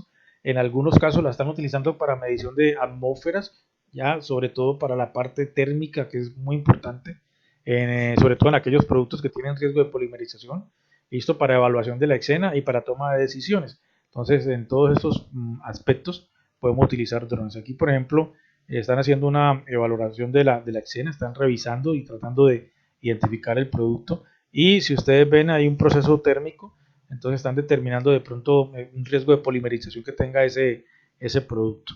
¿Listo? Aquí están revisando la escena, valorando la escena para ver de qué se trata, de qué producto se tratan de identificarlo. Algunos van equipados con sistemas de detección de atmósferas que permiten hacer mediciones ya de atmósferas. También dentro de 15 días, 20 días aproximadamente, vamos a dictar un curso de medición de atmósferas ya con Patricio, que les habló ayer desde Chile, con la Academia de EAT. Entonces vamos a estar dictando ese curso de medición de atmósferas, que también es bien interesante por la variedad de equipos de medición que existen. Y pues parte de esos equipos van ubicados en los drones, lo están ahorita ubicando en los drones para hacer este tipo de mediciones. Aquí tenemos, por ejemplo, un concepto de medición de tanques, ya de temperatura, y bueno, en esencia eso es parte de lo que se utiliza en materiales peligrosos. Bueno, hay muchas más aplicaciones. Una de las aplicaciones más fuertes es en comando de incidentes. Recuerden todos que en comando de incidentes, dentro de los 8 pasos, tenemos el paso número 3. Y el paso número 3 es evaluar la escena. y pues anteriormente evaluar la escena lo hacíamos con un 360, ¿ya? Y ese 360 pues a veces lo podíamos hacer, a veces no. Ahora con los drones pues simplemente se manda el dron, como ven ustedes acá en la imagen inferior izquierda, ¿listo? Y pues se están tomando decisiones con base en lo que están observando ahí en un monitor, que es la imagen que le manda el dron. ¿Listo? Entonces, pues es parte de lo que se utiliza. Comando de incidentes en el punto número 3. Ahora, el punto número 3 para evaluar la escena, porque con la información que recopile el dron, pueden hacer o van a trabajar en el punto 4, en el 5 y en el 6. Que recuerden todos que el 4 es la parte de perímetro, entonces con una medición, una muy buena identificación del producto, podemos utilizar una muy buena seguridad de mi perímetro. El 5, que es el establecimiento de objetivos, pues con base a la información que recopile el dron, voy a poder establecer unos mejores objetivos. Y el 6, estrategias, exactamente la misma característica. Entonces, esos son los conceptos, ¿listo? Que tenemos nosotros para tener en cuenta en este caso, ¿listo? Muy bien.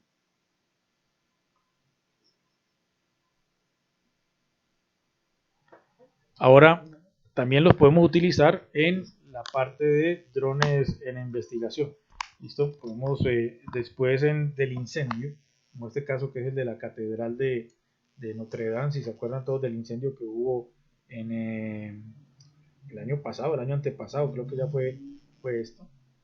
¿Listo? Entonces, en este caso nosotros podemos utilizar, ¿ya? De acuerdo al estudio que hagan los investigadores, de cuál fue la trayectoria, listo, cuál fue el concepto de desarrollo, por dónde avanzó, por dónde no avanzó, qué hizo, qué no hizo, bueno, toda la información que recopilan los investigadores del incendio. Yo ese tema no lo manejo muy bien, no he estudiado para investigador y entonces pues no tengo mucha información, pero pues los drones se están utilizando ahorita para esa recuperación, sobre todo en los sitios donde es de difícil acceso, como el caso de pues, este techo de esta catedral de Notre Dame. ¿Listo? Muy bien. Ahora hay un tema a nivel de desastres, ¿ya? Que se llama EDAN. El EDAN es la evaluación de daños y análisis de necesidades. Es una evaluación que se hace después de cada desastre, después de que se presenta un desastre, para revisar qué tanta destrucción se presentó, para revisar qué tantos daños se registraron, qué tanta población quedó afectada, qué tanto quedaron afectados, si los daños fueron significativos, si no fueron significativos, y con base en toda esa información se hace un análisis de necesidades. Ese es un estudio bastante importante que lo hacen entidades de socorro. En algunos países es muy importante, por ejemplo, la, mm, la defensa civil o protección civil, la Cruz Roja, hacen muy bien estos estudios. Los bomberos no participan mucho en estos procedimientos, algunos lo hacen, pero otros no. Pero sobre todo las entidades de gestión de riesgo de las ciudades, de los departamentos, de las provincias, de los países, son las encargadas de hacer este procedimiento. Y un EDAN con un dron pues se hace mucho más rápido de lo que hacíamos anteriormente, que nos tocaba ir recorriendo a pie, ¿ya? Por las diferentes calles y pues no teníamos una muy buena visual porque estábamos a nivel de piso.